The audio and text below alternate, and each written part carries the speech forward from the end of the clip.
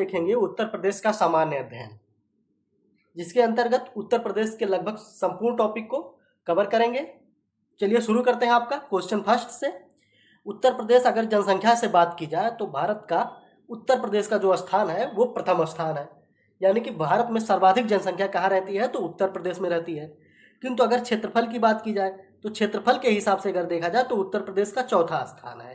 पहले स्थान पे कौन आएगा तो पहले स्थान पे राजस्थान आएगा, दूसरे स्थान पे मध्य प्रदेश आएगा, तीसरे स्थान पे महाराष्ट्र आएगा और चौथे स्थान पे आपका उत्तर प्रदेश आएगा।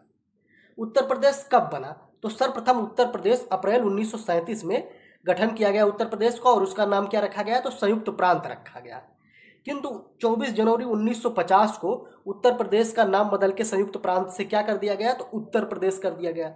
अर्थात उत्तर प्रदेश का नाम उत्तर प्रदेश कब पड़ा तो 24 जनवरी 1950 को पड़ा, और इसीलिए 24 जनवरी को ये दिन हम लोग उत्तर प्रदेश दिवस के रूप में मनाते हैं।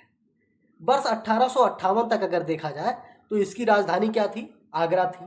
किंतु 1858 से लेकर 1921 तक इसकी राजधानी को इलाहाबाद, वर्तमान जो प्रयागराज है, वहाँ पे किया गया। कब किया गया तो 1858 ईस्वी में किया गया, और कब तक रहा तो 1921 ईस्वी तक रहा, और 1921 ईस्वी में राजधानी को लखनऊ में शिफ्ट कर दिया गया।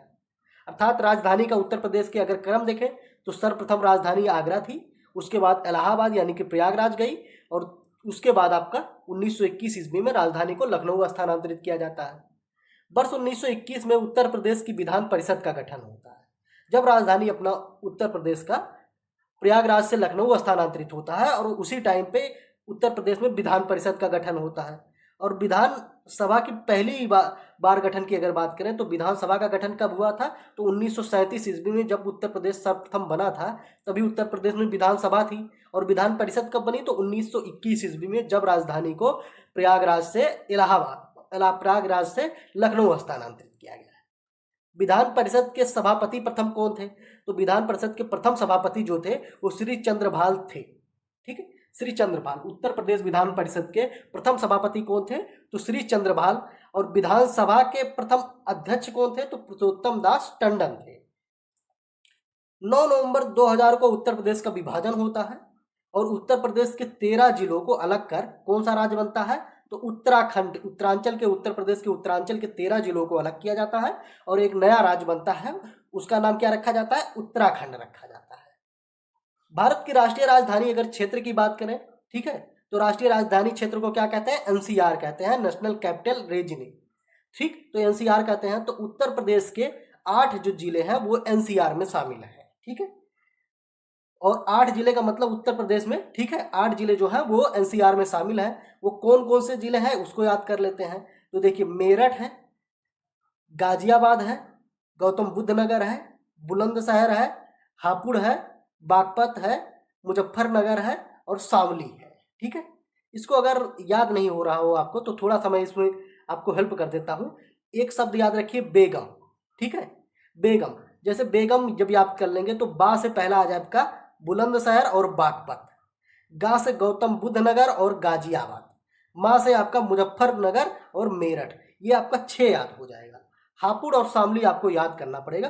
ठीक है, उत्तर प्रदेश उच्च न्यायालय जो है वो प्रयागराज में है, और इसकी अगर खंडपीठ की बात करें तो इसकी खंडपीठ कहाँ स्थित है, लखनऊ में स्थित है। उत्तर प्रदेश के कुछ राज्य प्रतीक देख लेते हैं। उत्तर प्रदेश का राज्य चिन्ह क्या है तो एक वृत्त में 2 मछलियां हैं और एक तीर धनुष है। ठीक है, तो ये आपका क्या है राजकीय चिन्ह है, और इसे कब स्वीकृत किया गया तो 1938 ईस्वी में राजकीय चिन्ह को स्वीकृत किया गया। उत्तर प्रदेश का राजकीय वृक्ष क्या है तो अशोक जो है वो उत्तर प्रदेश का राजकीय वृक्ष है। राजकीय पुष्प की अगर बात करें तो वो पलाश हो जाएगा। राजकीय पशु तो राजकीय पशु जो हो जाएगा वो बारहसिंगा हो जाएगा। उत्तर प्रदेश का राजकीय पक्षी तो उसे सारस या क्रौच, ठीक है, ये हो जाएगा आपका उत्तर प्रदेश का राजकीय पक्षी। राजकीय भाषा की अगर बात करें तो वो हो जाएगा हिंदी, और जिसे कब स्वीकार किया गया तो 1947 ईस्वी में स्वीकार किया गया। और उत्तर प्रदेश की द्वितीय राजभाषा कौन सी है तो वो उर्दू है, जिसे 1989 ईस्वी में बनाया गया। उत्तर प्रदेश का राजकीय खेल क्या है तो वो आपका हॉकी हो जाएगा। थोड़ा सा उत्तर प्रदेश को राजनीतिक प्रशासन की दृष्टि से देख लेते हैं। तो उत्तर प्रदेश विधानसभा में सदस्यों की अगर बात की जाए तो कुल सदस्य कितने हैं 404 सदस्य हैं, जिसमें से 403 सदस्य जो है वो निर्वाचित होते हैं तथा एक सदस्य एंग्लो इंडियन सदस्य के रूप में राज्यपाल द्वारा मनोनीत किया जाता है। उत्तर प्रदेश विधान परिषद में सदस्यों की संख्या अगर देखें तो उत्तर प्रदेश की विधान परिषद में टोटल 100 सदस्य हैं। उत्तर प्रदेश में लोकसभा में उत्तर प्रदेश की कितनी सीटें हैं तो वो आपकी 80 सीटें हो जाएंगी और राज्यसभा में 31 सीटें हैं। ठीक है, ये किसी भी देश में मतलब किसी भी देश में राज्य के रूप में अगर देखा जाए तो ये उत्तर प्रदेश अपना भारत में ऐसा वो है जिसमें सर्वाधिक सीटें लोकसभा की और सर्वाधिक सीटें राज्यसभा की है। ठीक है, अर्थात लोकसभा और राज्यसभा की सीटों की संख्या के दृष्टि से देखा जाए तो उत्तर प्रदेश पहले स्थान पे आता है। सर्वाधिक विधानसभा सीटों वाला जिला कौन सा है उत्तर प्रदेश का तो प्रयागराज है। वो प्रयागराज में विधानसभा की यानी कि कितनी सीटें हैं तो प्रयागराज में विधानसभा की 12 सीटें हैं। उत्तर प्रदेश के कुछ महत्वपूर्ण तथ्य देख लेते हैं।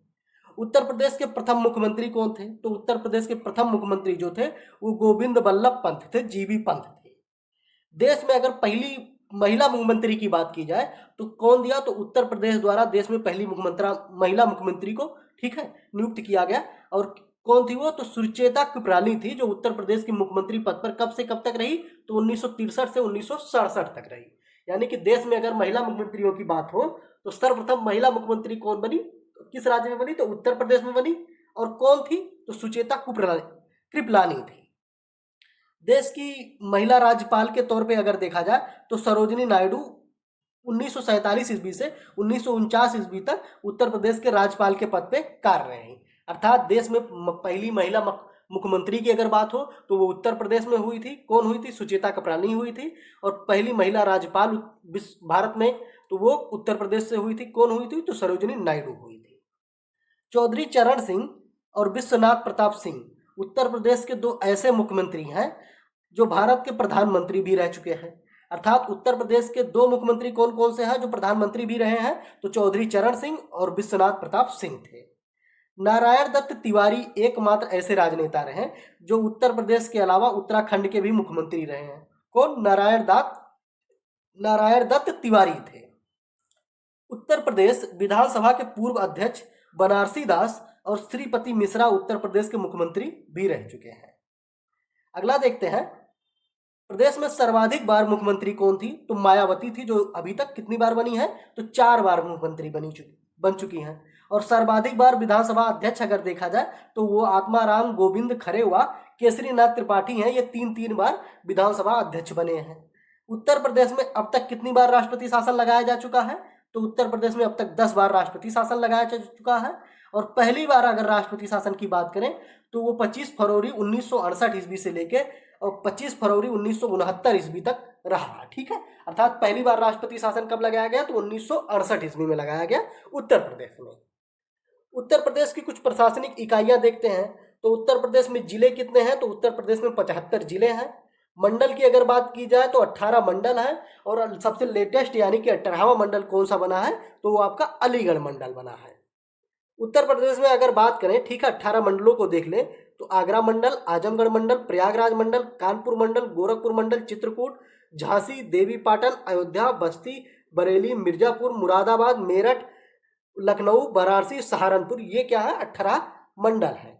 सबसे बड़ा मंडल कौन है तो उत्तर प्रदेश का सबसे बड़ा जो मंडल है वो कानपुर और लखनऊ है। इसके बाद सबसे छोटा मंडल कौन हो जाएगा तो सबसे छोटा मंडल आपका सहारनपुर हो जाएगा। ग्राम पंचायत कितने हैं उत्तर प्रदेश में तो 59,000 जो है 59,073 ग्राम पंचायत है। इसको मोटा मोटा आप 60,000 ग्राम पंचायत के रूप में याद कर सकते हैं। नगर पंचायत की अगर बात करें तो उत्तर प्रदेश में 438 नगर पंचायत है। नगर पालिका परिषद 193 है। नगर निगम कितने हैं तो उत्तर प्रदेश में 17 नगर निगम है। और नगर समूहों की संख्या कितनी है तो वो आपका 915 हो जाएगा। अगला टॉपिक देखते हैं, उत्तर प्रदेश का भौगोलिक संरचना। उत्तर प्रदेश की भौगोलिक संरचना को देखते हैं। विश्व मानचित्र पर अगर देखा जाए तो उत्तर प्रदेश की जो अवस्थिति है ठीक है उत्तर प्रदेश की स्थिति जो है वो कहाँ से है तो 23 डिग्री 52 मिनट उत्तरी अक्षांश से लेके 30 डिग्री 24 मिनट उत्तरी अक्षांश तक। और देशांतर में अगर बात करें तो 77 डिग्री 5 मिनट पूर्वी देशांतर से 84 डिग्री 39 मिनट पूर्वी देशांतर के बीच स्थित है। ये कौन स्थित है तो ये उत्तर प्रदेश की स्थिति है। राज्य की पूर्व से पश्चिम की लंबाई अगर देखा जाए तो 650 किलोमीटर है। यानी कि उत्तर प्रदेश में पूरब से पश्चिम की लंबाई कितनी है, 650 किलोमीटर है, और उत्तर से दक्षिण की लंबाई कितनी हो जाएगी, तो ये आपका 240 मीटर हो जाएगा। उत्तर प्रदेश का क्षेत्रफल कितना है, तो उत्तर प्रदेश का क्षेत्रफल 2,40,928 वर्ग किलोमीटर है, जो कि भारत के संपूर्ण क्षेत्रफल का कितना परसेंट है, तो उत्तर प्रदेश का जो क्षेत्रफल है भारत के संपूर्ण क्षेत्रफल का 7.33% है। क्षेत्रफल की दृष्टि से अगर देखा जाए तो उत्तर प्रदेश का स्थान कौन सा है, तो उत्तर प्रदेश का स्थान चौथा है। पहले स्थान पे राजस्थान, दूसरे स्थान पे मध्य प्रदेश और तीसरे स्थान पे महाराष्ट्र, उसके बाद आपका उत्तर प्रदेश की, ठीक है, स्थिति आती है। थोड़ा सा आप उत्तर प्रदेश के बारे में देखेंगे, ठीक है। तो उत्तर प्रदेश का देखा आपने, सबसे पूर्वी जिला देखा था बलिया देखा था, सबसे पश्चिमी जिला क्या देखा था, तो शामली देखा था, सबसे उत्तरी जिला उत्तर प्रदेश का सहारनपुर हो जाएगा, और सबसे दक्षिणी जिला क्या हो जाएगा, तो ये आपका सोनभद्र हो जाएगा, ठीक है। एनसीआर में शामिल जिले आपने देखा, तो इसमें कौन कौन सा देखा, तो मुजफ्फरनगर देखा, मेरठ देखा, बेगम, ठीक है, फिर आपने क्या देखा, बागपत देखा और बुलंदशहर देखा, बुलंदशहर देखा, और बेगा से गाजियाबाद हो जाएगा और गौतम बुद्ध नगर हो जाएगा, ठीक है। गाजियाबाद और गौतम बुद्ध नगर, इसके बाद क्या हो जाएगा, हापुड़ हो जाएगा और शामली। तो ये 8 जिले आपने क्या देखा, एनसीआर में शामिल जिले उत्तर प्रदेश के हैं, ठीक है। सबसे पूर्वी जिला बलिया, सबसे पश्चिमी जिला शामली, सबसे उत्तरी जिला आपने सहारनपुर देखा, और सबसे दक्षिणी जिला सोनभद्र देखा। अगला देखते हैं, उत्तर प्रदेश का सबसे पूर्वी जिला बलिया, सबसे पश्चिमी जिला शामली, सबसे उत्तरी जिला सहारनपुर और सबसे दक्षिणी जिला जो है वो सोनभद्र देखा। अभी आपने देखा, ठीक है, मैप में राज्य के सर्वाधिक क्षेत्रफल वाले 4 जिले, ठीक है, अर्थात राज्य में सबसे बड़ा जिला कौन सा है, तो वो सबसे बड़ा जिला हो जाएगा लखीमपुर खीरी। ये क्षेत्रफल की दृष्टि से बात हो रही है। उसके बाद सोनभद्र का स्थान आएगा, तीसरे स्थान पे हरदोई आएगा और चौथे स्थान पे सीतापुर आएगा। यानी कि क्षेत्रफल की दृष्टि से उत्तर प्रदेश का सबसे बड़ा जिला कौन है, तो वो लखीमपुर खीरी हो जाएगा, ठीक है। राज्य में सबसे कम क्षेत्रफल वाले अगर 4 जिले की बात की जाए तो सबसे छोटा जिला कौन हो जाएगा, तो उत्तर प्रदेश का सबसे छोटा जिला हापुड़ हो जाएगा। उसके बाद गाजियाबाद का स्थान आएगा और उससे थोड़ा सा आगे हो जाएगा भदोही। यानी कि सबसे बड़ा जिला कौन है उत्तर प्रदेश का क्षेत्रफल की दृष्टि से, तो लखीमपुर खीरी, और सबसे छोटा जिला कौन है, तो वो आपका हापुड़ हो जाएगा।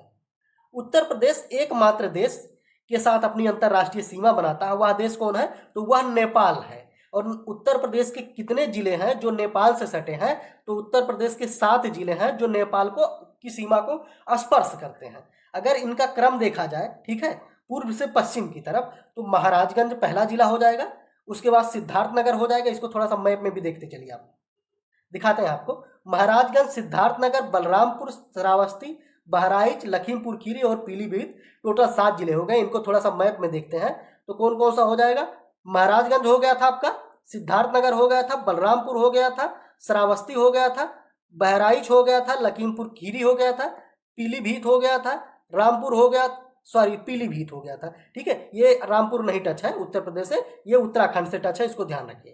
तो कितने जिले हो गए, तो देखिए पीलीभीत, लखीमपुर खीरी 2, बहराइच 3, श्रावस्ती 4, बलरामपुर 5, सिद्धार्थनगर 6 और महाराजगंज 7। ये 7 जिले किससे टच होते हैं, तो नेपाल की सीमा को स्पर्श करते हैं उत्तर प्रदेश के 7 जिले। अगला देखते हैं, ये उत्तर प्रदेश का मैप है जिसको आपने देखा, ये पीलीभीत, ये नेपाल है, पीलीभीत, लखीमपुर खीरी, बहराइच, श्रावस्ती, बलरामपुर, सिद्धार्थनगर, महाराजगंज, ये 7 जिले देखे। और ये 7 जिले किसको टच करते हैं, तो नेपाल को टच करते हैं। सबसे पूर्वी जिला आपने देखा बलिया है, सबसे पश्चिमी जिला आपने सहारनपुर देखा, सबसे उत्तरी जिला आपने सबसे पश्चिमी जिला आपने शामली देखा, सबसे उत्तरी जिला आपने सहारनपुर देखा, और सबसे दक्षिणी जिला जो आपने देखा वो कौन सा देखा, तो वो आपने सोनभद्र देखा है। अगला देखते हैं, उत्तर प्रदेश के 8 राज्य, ठीक है, उत्तर प्रदेश से कितने राज्य टच होते हैं, तो उत्तर प्रदेश से टोटल 8 राज्य टच होते हैं और एक केंद्र शासित प्रदेश दिल्ली जो है वो टच होता है। यानी कि उत्तर प्रदेश से टोटल अगर देखा जाए तो टोटल 9 राज्य टच होते हैं, जिसमें 8 राज्य हैं और एक केंद्र शासित प्रदेश है, ठीक है। तो कौन कौन से राज्य उत्तर प्रदेश से टच होते हैं उसको देखते हैं। हिमाचल प्रदेश, राजस्थान, मध्य प्रदेश, छत्तीसगढ़, झारखंड, बिहार, उत्तराखंड और हरियाणा, ये किससे स्पर्श होते हैं, तो उत्तर प्रदेश के क्षेत्रफल से इन राज्यों की सीमा स्पर्श होती है। और एक केंद्र शासित प्रदेश कौन है, तो एक केंद्र शासित प्रदेश जो दिल्ली है वो अपनी सीमा साझा करता है उत्तर प्रदेश से, ठीक है। देख लेते हैं एक बार मैप में, तो उत्तर प्रदेश से कौन कौन से, तो अभी आपने उत्तराखंड देखा, उत्तराखंड के बाद आपने हरियाणा देखा, हिमाचल देखा, 3 देखा, हो गया। फिर दिल्ली हो जाएगा 4 हो जाएगा, राजस्थान 5 हो जाएगा, मध्य प्रदेश आपका 6 हो जाएगा, छत्तीसगढ़ 7 हो जाएगा, झारखंड 8 हो जाएगा और बिहार 9वां हो जाएगा। इसमें से 8 राज्य है और एक केंद्र शासित प्रदेश दिल्ली है। ठीक है, टोटल 9 हो गए। अगला देखते हैं, इसमें से उत्तर प्रदेश में सबसे अधिक, ठीक है, उत्तर प्रदेश के सबसे अधिक 11 जिले किस राज्य को स्पर्श करते हैं, तो वो आपका मध्य प्रदेश हो जाएगा। और कौन कौन से जिले, तो उत्तर प्रदेश के 11 जिले मध्य प्रदेश को टच करते हैं। अगर आपसे पूछा जाए कि उत्तर प्रदेश का सर्वाधिक जिला किस राज्य को स्पर्श करता है, किस राज्य की सीमा को स्पर्श करता है, तो आपका आंसर हो जाएगा मध्य प्रदेश। और कितने जिले स्पर्श करते हैं, तो 11 जिले स्पर्श करते हैं। कौन कौन सा उसको देखते हैं, तो झांसी हो जाएगा, इटावा हो जाएगा, ललितपुर हो जाएगा, महोबा हो जाएगा, बांदा हो जाएगा, चित्रकूट हो जाएगा, प्रयागराज हो जाएगा, मिर्जापुर हो जाएगा, सोनभद्र हो जाएगा, जालौन हो जाएगा और आगरा हो जाएगा। ये 11 जिले कौन है, तो जो मध्य प्रदेश को टच करते हैं। इसको एक बार मैप में देखते हैं, ठीक है। तो कौन कौन से हो जाए, देखिए, आगरा, इटावा, आगरा, इटावा, जालौन, झांसी, ललितपुर, ऐसे क्रम से याद कीजिए आप। आगरा, इटावा, जालौन, झांसी, ललितपुर, महोबा, बांदा, चित्रकूट, महोबा, बांदा, चित्रकूट, महोबा, बांदा, चित्रकूट, प्रयागराज, मिर्जापुर और सोनभद्र। ये टोटल कितने हो गए, तो आपने देखा आगरा 1, इटावा 2, जालौन 3, झांसी 4, ललितपुर 5, महोबा 6, बांदा 7, चित्रकूट 8, प्रयागराज 9, मिर्जापुर 10 और सोनभद्र 11। ये 11 जिले जो है किससे टच होते हैं, तो ये मध्य प्रदेश की सीमा से टच होती हैं, उत्तर प्रदेश के 11 जिले। अगला देखें, उत्तर प्रदेश की सटी सबसे लंबी सीमा किससे है, तो मध्य प्रदेश से है। और सबसे छोटी सीमा की अगर बात करिए तो सबसे कम सीमा किससे टच होती है, तो वो आपका हिमाचल प्रदेश से टच होती है। अभी आपने मध्य प्रदेश तो देख लिया कि मध्य प्रदेश से सबसे लंबी सीमा टच होती है, ठीक है, उत्तर प्रदेश की, और सबसे कम सीमा टच होती है ये आपका हिमाचल प्रदेश से। हिमाचल प्रदेश से एकमात्र जिला टच करता है, तो वो कौन सा हो जाएगा, आपका सहारनपुर हो जाएगा। इसको आप ध्यान रखिएगा। अगला देखते हैं,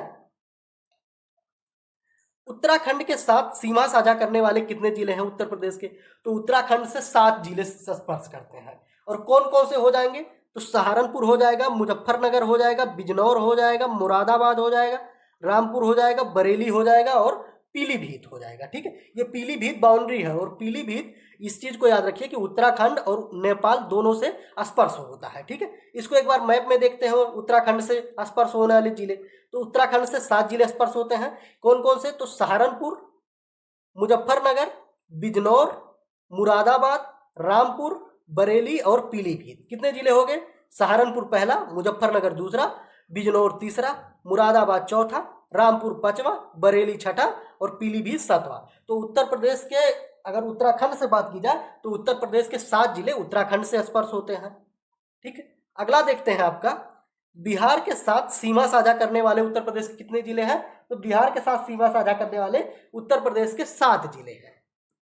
वो कौन कौन से जिले हैं, तो सोनभद्र, चंदौली, गाजीपुर, बलिया, देवरिया, कुशीनगर और महाराजगंज। इनको एक बार मैप में देख लेते हैं, बिहार के साथ उत्तर प्रदेश के कौन कौन से जिले टच होते हैं। तो अभी आपने देखा, महाराजगंज देखा, कुशीनगर देखा, देवरिया देखा, 3 ये हो गया, बलिया 4 हो गया, गाजीपुर 5 हो गया, चंदौली 6 हो गया और सोनभद्र 7 हो गया। तो आपने देखा उत्तराखंड से कितने जिले स्पर्श हुए, 7 जिले स्पर्श हुए। उसके बाद आपने देखा नेपाल से कितने जिले स्पर्श हुए, तो 7 जिले स्पर्श हुए नेपाल से भी। और बिहार से भी 7 जिले स्पर्श होते हैं, इसको आप ध्यान रखिए। मध्य प्रदेश देखा तो मध्य प्रदेश से 11 जिले स्पर्श होते हैं। अब अगला देख लेते हैं आपका, हिमाचल प्रदेश से 1 जिला स्पर्श होता है, आपने जो सहारनपुर है उसको देखते हैं। अगला देखते हैं आपका कि हरियाणा से कितने जिले स्पर्श होते हैं। ठीक है, तो हरियाणा से कितने जिले स्पर्श होते हैं, तो हरियाणा से 6 जिले स्पर्श होते हैं। कौन कौन से, तो सहारनपुर, शामली, बागपत, गौतम बुद्ध नगर, अलीगढ़ और मथुरा। ठीक है, इसके साथ साथ दिल्ली के साथ कितनी सीमा जिले साझा करते हैं, तो ये आपका गाजियाबाद और गौतम बुद्ध नगर जो है, ये 2 जिले जो है वो सिर्फ दिल्ली से स्पर्श है। ठीक है, सटे हुए। हरियाणा के जिलों को एक बार मैप से थोड़ा सा देख लेते हैं। 6 जिले हैं, सहारनपुर, शामली, बागपत नगर, ठीक है, बागपत, गौतम बुद्ध नगर, अलीगढ़ और मथुरा। एक बार हरियाणा के जिलों को मैप में देखते हैं। ठीक है, हरियाणा से कौन कौन सा, तो सहारनपुर, ठीक है, शामली, बागपत, बागपत के बाद आपका हो जाएगा गौतम बुद्ध नगर और गौतम बुद्ध के नगर के बाद अलीगढ़ हो जाएगा। कितना होगा, 1 2 3 4 5, ठीक है, और छठा जिला के रूप में कौन सा स्पर्श होगा, तो इसमें आपका हो जाएगा कौन कौन सा आपने देखा, तो इसमें आपने सहारनपुर देखा, शामली देखा 2 हो गया, बागपत 3 हो गया, उसके बाद गौतम बुद्ध नगर 4 हो गया, अलीगढ़ 5 हो गया, और मथुरा जो आपका छठा, ठीक है, जिला हो जाएगा हरियाणा से टच होने वाला। हरियाणा से 6 जिले टच होते हैं, हिमाचल प्रदेश से 1 जिला टच होता है, उत्तराखंड से 7, नेपाल से 7, बिहार से 7, मध्य प्रदेश से कितना, तो 11 जिला है। ठीक है, राजस्थान देख लेते हैं, तो राजस्थान से कौन कौन से जिले स्पर्श होते हैं, तो मथुरा और आपका आगरा जो है ये राजस्थान से 2 जिले स्पर्श होते हैं।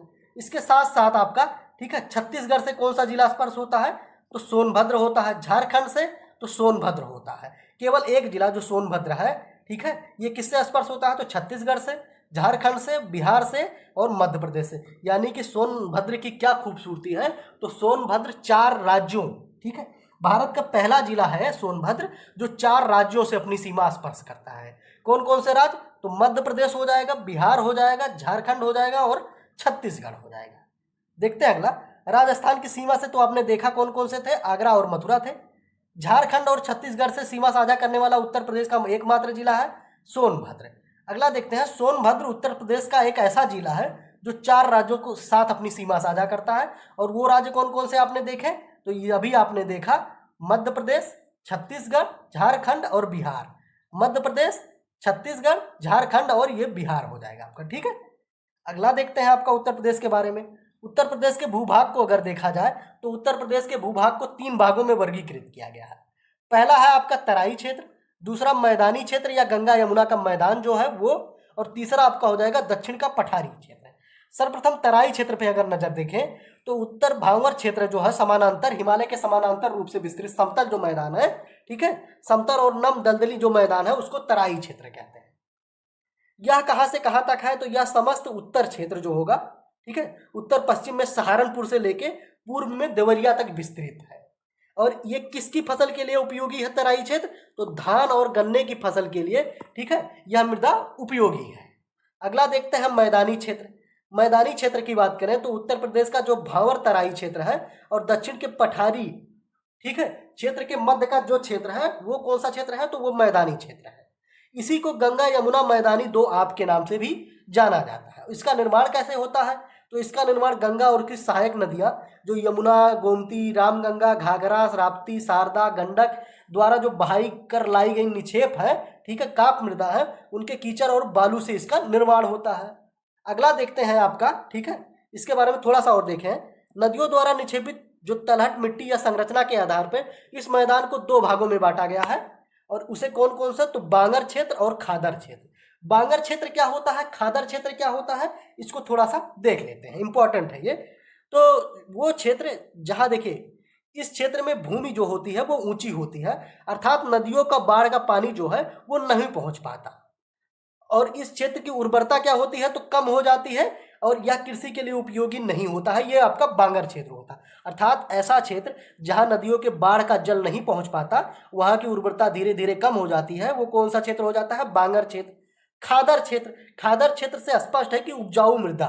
तो यहाँ क्या होता है, प्रतिवर्ष नदियां जो होती हैं वो अपने निक्षेप ला के जमा करती हैं, और इन निक्षेपों से यहाँ की मृदा क्या होती है और उपजाऊ हो जाती है, तो ये आपका खादर क्षेत्र हो जाएगा। तीसरा अगर पार्ट देखें उत्तर प्रदेश का तो वो आपका हो जाएगा दक्षिण का पठारी क्षेत्र। दक्षिण का पठारी क्षेत्र अगर देखा जाए, उत्तर प्रदेश के दक्षिण का पठारी क्षेत्र जो प्रायद्वीपीय भारत का, ठीक है, उत्तरी विस्तार है, और यह कहाँ है, तो जिसे बुंदेलखंड के पठार के नाम से जाना जाता है।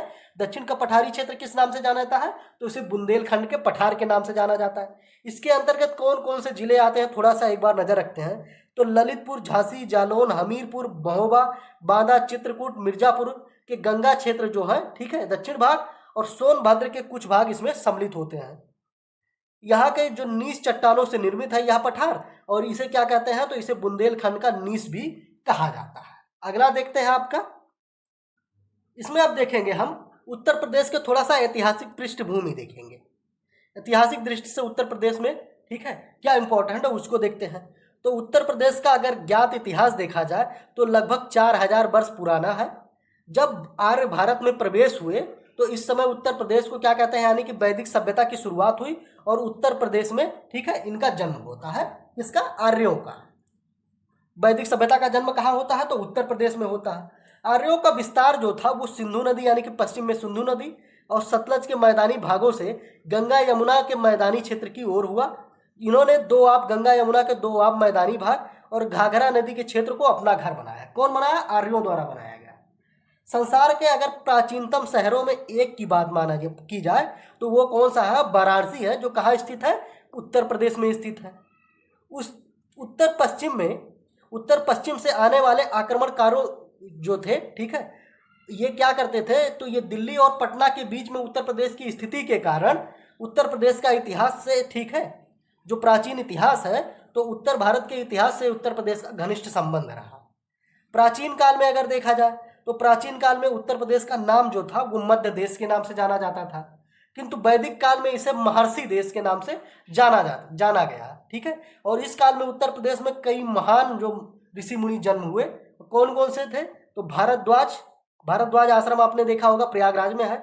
वशिष्ठ हो जाएंगे, विश्वामित्र हो जाएंगे, वाल्मीकि हो जाएंगे, याज्ञवल्क्य हो जाएंगे। इन सब का कहाँ हुआ? तो इन सब की जो मातृजननी है वो कर्मजननी है, वो कहाँ है? तो उत्तर प्रदेश है। उत्तर प्रदेश में अगर देखा जाए तो टोटल आपने 16 महाजनपद पढ़ा था। उन 16 महाजनपदों में से 8 महाजनपद अकेले उत्तर प्रदेश में है। इन महाजनपद को देखेंगे, इनकी राजधानी को देखेंगे और वर्तमान में कौन सा क्षेत्र था जहां पे ये महाजनपद स्थित थे उसको देखेंगे। एग्जाम की दृष्टि से यह बहुत ही महत्वपूर्ण है। तो देखते हैं वत्स जनपद जो है, ठीक है, तो वत्स जनपद कहाँ है? तो इसकी राजधानी कौशाम्बी में था। और ये वर्तमान में कौन सा? तो वर्तमान में जो प्रयागराज का क्षेत्र है वहां पे वत्स ठीक है, जनपद स्थित था। अगला आपका काशी सभी लोग जानते हैं, इसकी राजधानी वाराणसी थी। और ये कहाँ है? तो वर्तमान का वाराणसी क्षेत्र। कौशल कहाँ था? तो कौशल की राजधानी श्रावस्ती थी। और वो कौशल के अगर देखा जाए क्षेत्र वर्तमान में, तो वर्तमान का जो अयोध्या का क्षेत्र है वो कौन सा क्षेत्र था? तो वो कौशल का क्षेत्र था, ठीक है। मल्ल देखा जाए तो मल्ल की राजधानी जो कुशीनगर थी। और बुद्ध को, ठीक है, महापरिनिर्वाण की प्राप्ति कहाँ हुई थी? तो इसी कुशीनगर में हुई थी। और मल्ल के अगर देखा जाए तो वर्तमान का जो क्षेत्र देवरिया, बस्ती, गोरखपुर का जो क्षेत्र है वो आपका कौन सा था? तो मल्ल क्षेत्र के नाम से, मल्ल जनपद के नाम से जाना जाता था उसको। अगला आपका जनपद है पांचाल जनपद। पांचाल जनपद की राजधानी क्या थी? तो इसकी राजधानी अहिच्छत्रक या कामपिल्ली थी, ठीक है। और कौन सा पांचाल जो जनपद है वो कहाँ स्थित था? तो वर्तमान का जो बरेली, बदायूं और फर्रुखाबाद क्षेत्र है वहां पे पांचाल जनपद स्थित थी। अगला आपका जनपद है चेदी जनपद। और चेदी जनपद की राजधानी शक्तिमती थी। और ये कहाँ पे स्थित है? तो वर्तमान में जो बुंदेलखंड क्षेत्र है यहाँ पे चेदी जनपद का विस्तार था। अगला आपका जनपद है सूरसेन जनपद और इसकी राजधानी मथुरा थी। ये भी आप सभी जानते हैं, तो वर्तमान का मथुरा क्षेत्र हो जाएगा। अगला जनपद है कुरु जनपद और इसकी राजधानी जो थी वो इंद्रप्रस्थ थी। और इंद्रप्रस्थ क्या थी? वर्तमान में मेरठ, थानेश्वर और दिल्ली का जो क्षेत्र है वो इंद्रप्रस्थ है। इंद्रप्रस्थ का नाम कहाँ सुना होगा? तो इंद्रप्रस्थ का नाम आपने महाभारत में जरूर सुना होगा, ठीक है। अगला देखते हैं आपका, नेक्स्ट आपका देखेंगे स्वतंत्रता संग्राम में उत्तर प्रदेश का क्या योगदान था, उसके बारे में देखते हैं। तो उत्तर प्रदेश भारतीय स्वतंत्रता संग्राम में अग्रणी जो भूमिका निभा रहा था वो कौन था? उत्तर प्रदेश था। सन 1857 में हुए प्रथम स्वतंत्रता संग्राम की जो शुरुआत होती है वो आपका कहाँ से होता है? तो 10 मई 1857 को उत्तर प्रदेश के मेरठ जिले से होता है। यानी कि 1857 की जो स्वतंत्रता संग्राम की शुरुआत होती है वो कहाँ से होती है? तो उत्तर प्रदेश से होती है, ठीक है। और यह कुछ ही समय में झांसी, कालपी, कानपुर, लखनऊ, बिठूर, अवध, वाराणसी, बलिया और आजमगढ़ में फैल जाता है। 1857 की अगर स्वतंत्रता संग्राम को देखा जाए तो इसका मुख्य केंद्र बिंदु जो क्या था? तो ये आपका उत्तर प्रदेश था। विद्रोह के परिणाम स्वरूप उत्तर प्रदेश में अनेक वीर स्वतंत्रता सेनानियों का उदय हुआ, जिसमें झांसी की रानी लक्ष्मीबाई, बिठूर के नाना साहब, तात्या टोपे और उनके सहायक अजीमुल्ला खां, अवध के बेगम हजरत महल, राणा बेनी माधव और मौलवी अहमदुल्ला शाह, ठीक है, ये अवध से संबंधित थे। पूर्वी उत्तर प्रदेश में कुंवर सिंह जैसे प्रमुख व्यक्तित्व जो थे ये उत्तर प्रदेश से शामिल थे।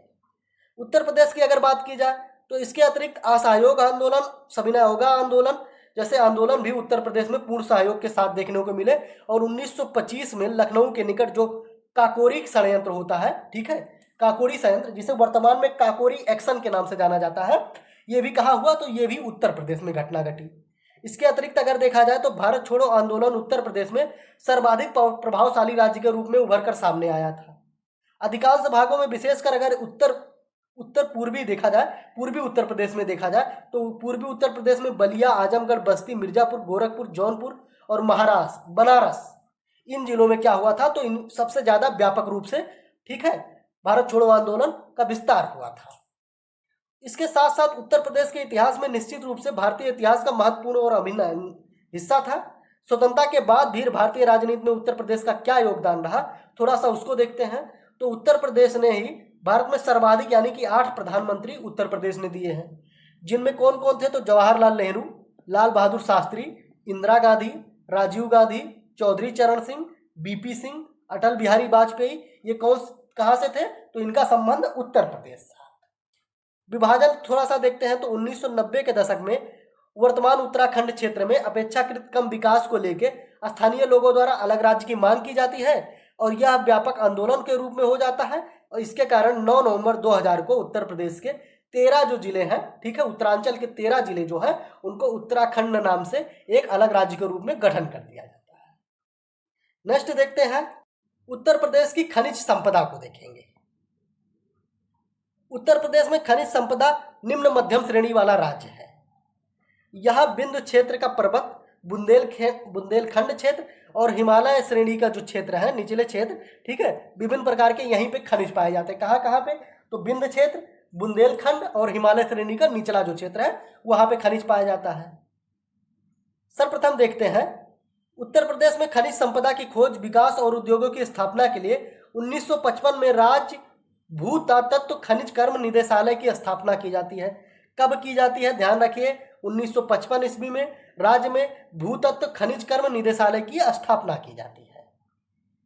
निदेशालय द्वारा खोजे गए खनिज भंडारों को विकसित करने तथा उन पर आधारित उद्योग लगाने के उद्देश्य से 1974 ईस्वी में, ध्यान रखिए, 1974 ईस्वी में उत्तर प्रदेश राज्य खनिज विकास निगम की स्थापना की जाती है।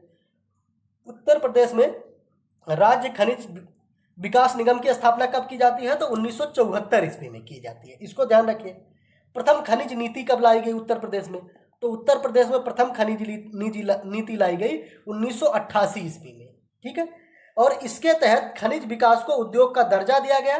नीति में प्रदेश के 12 जिलों को खनिज बाहुल्य क्षेत्र के रूप में घोषित किया गया।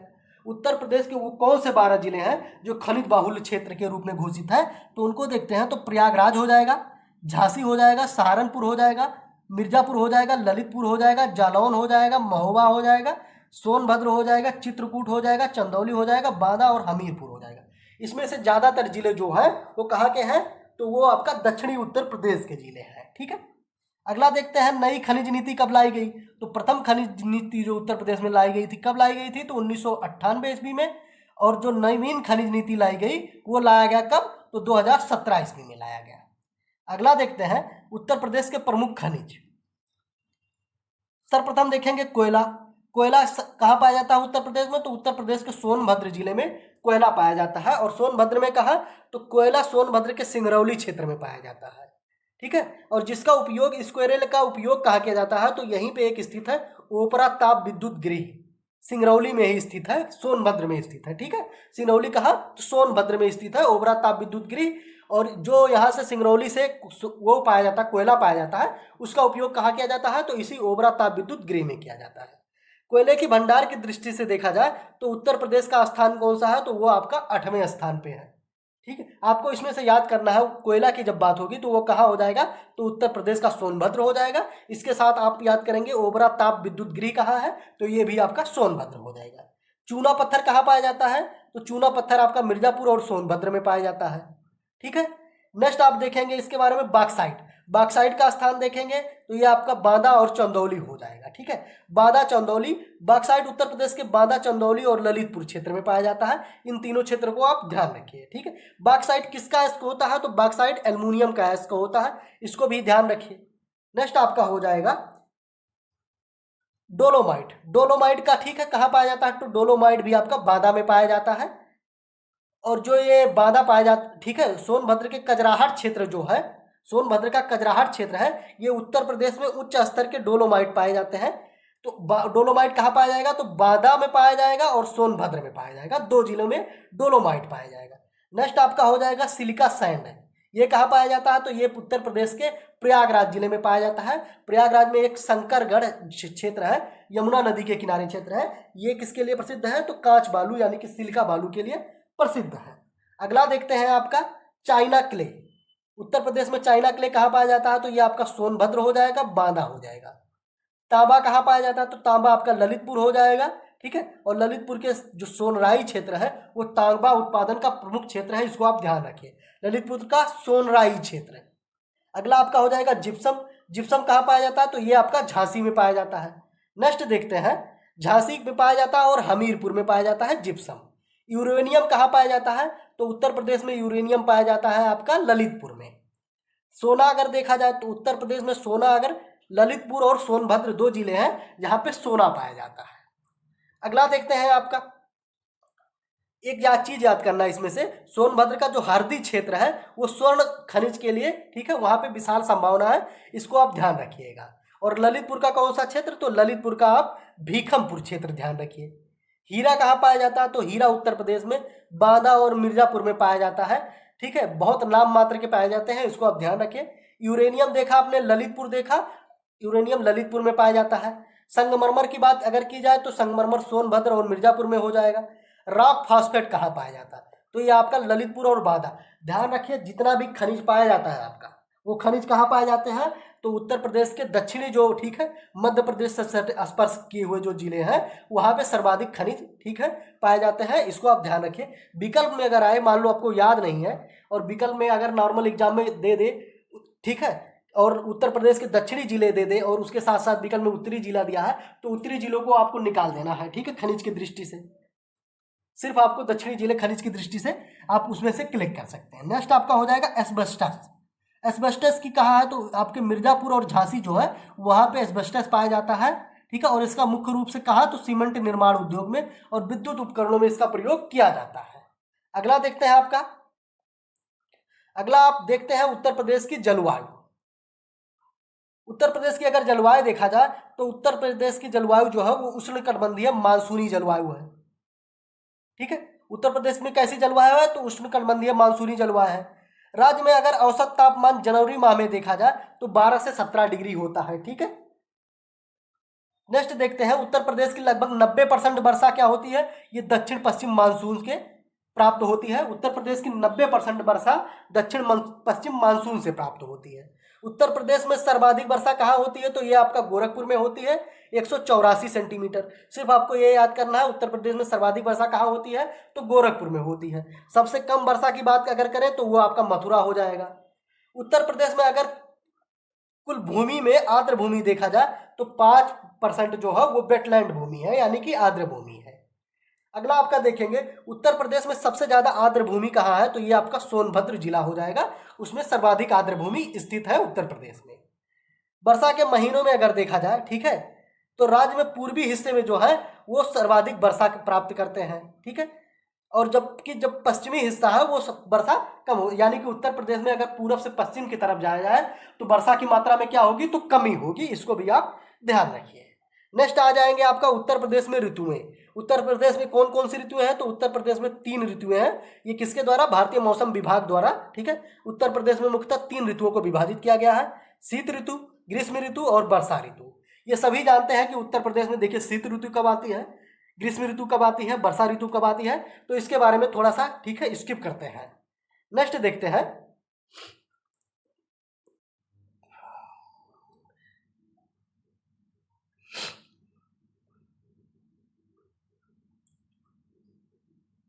उत्तर प्रदेश में वर्षा का वितरण देखते हैं।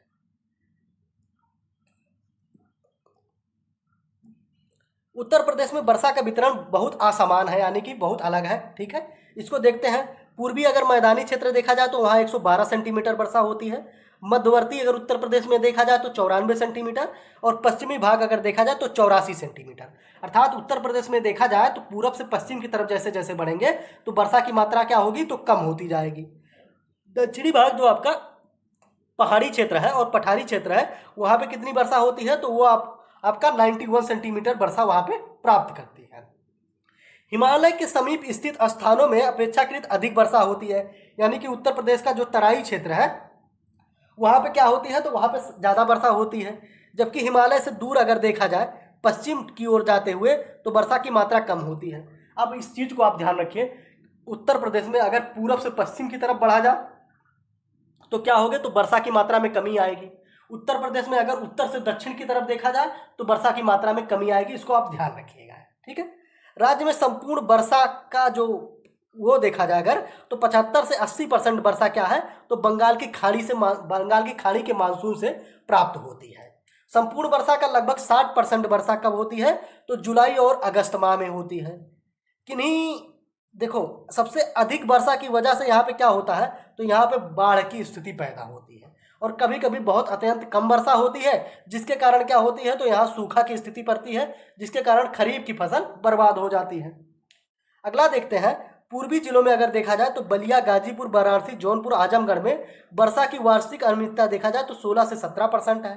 ठीक है, नेक्स्ट आपका देखते हैं, वर्षा के आधार पर उत्तर प्रदेश का थोड़ा सा विभाजन देखते हैं।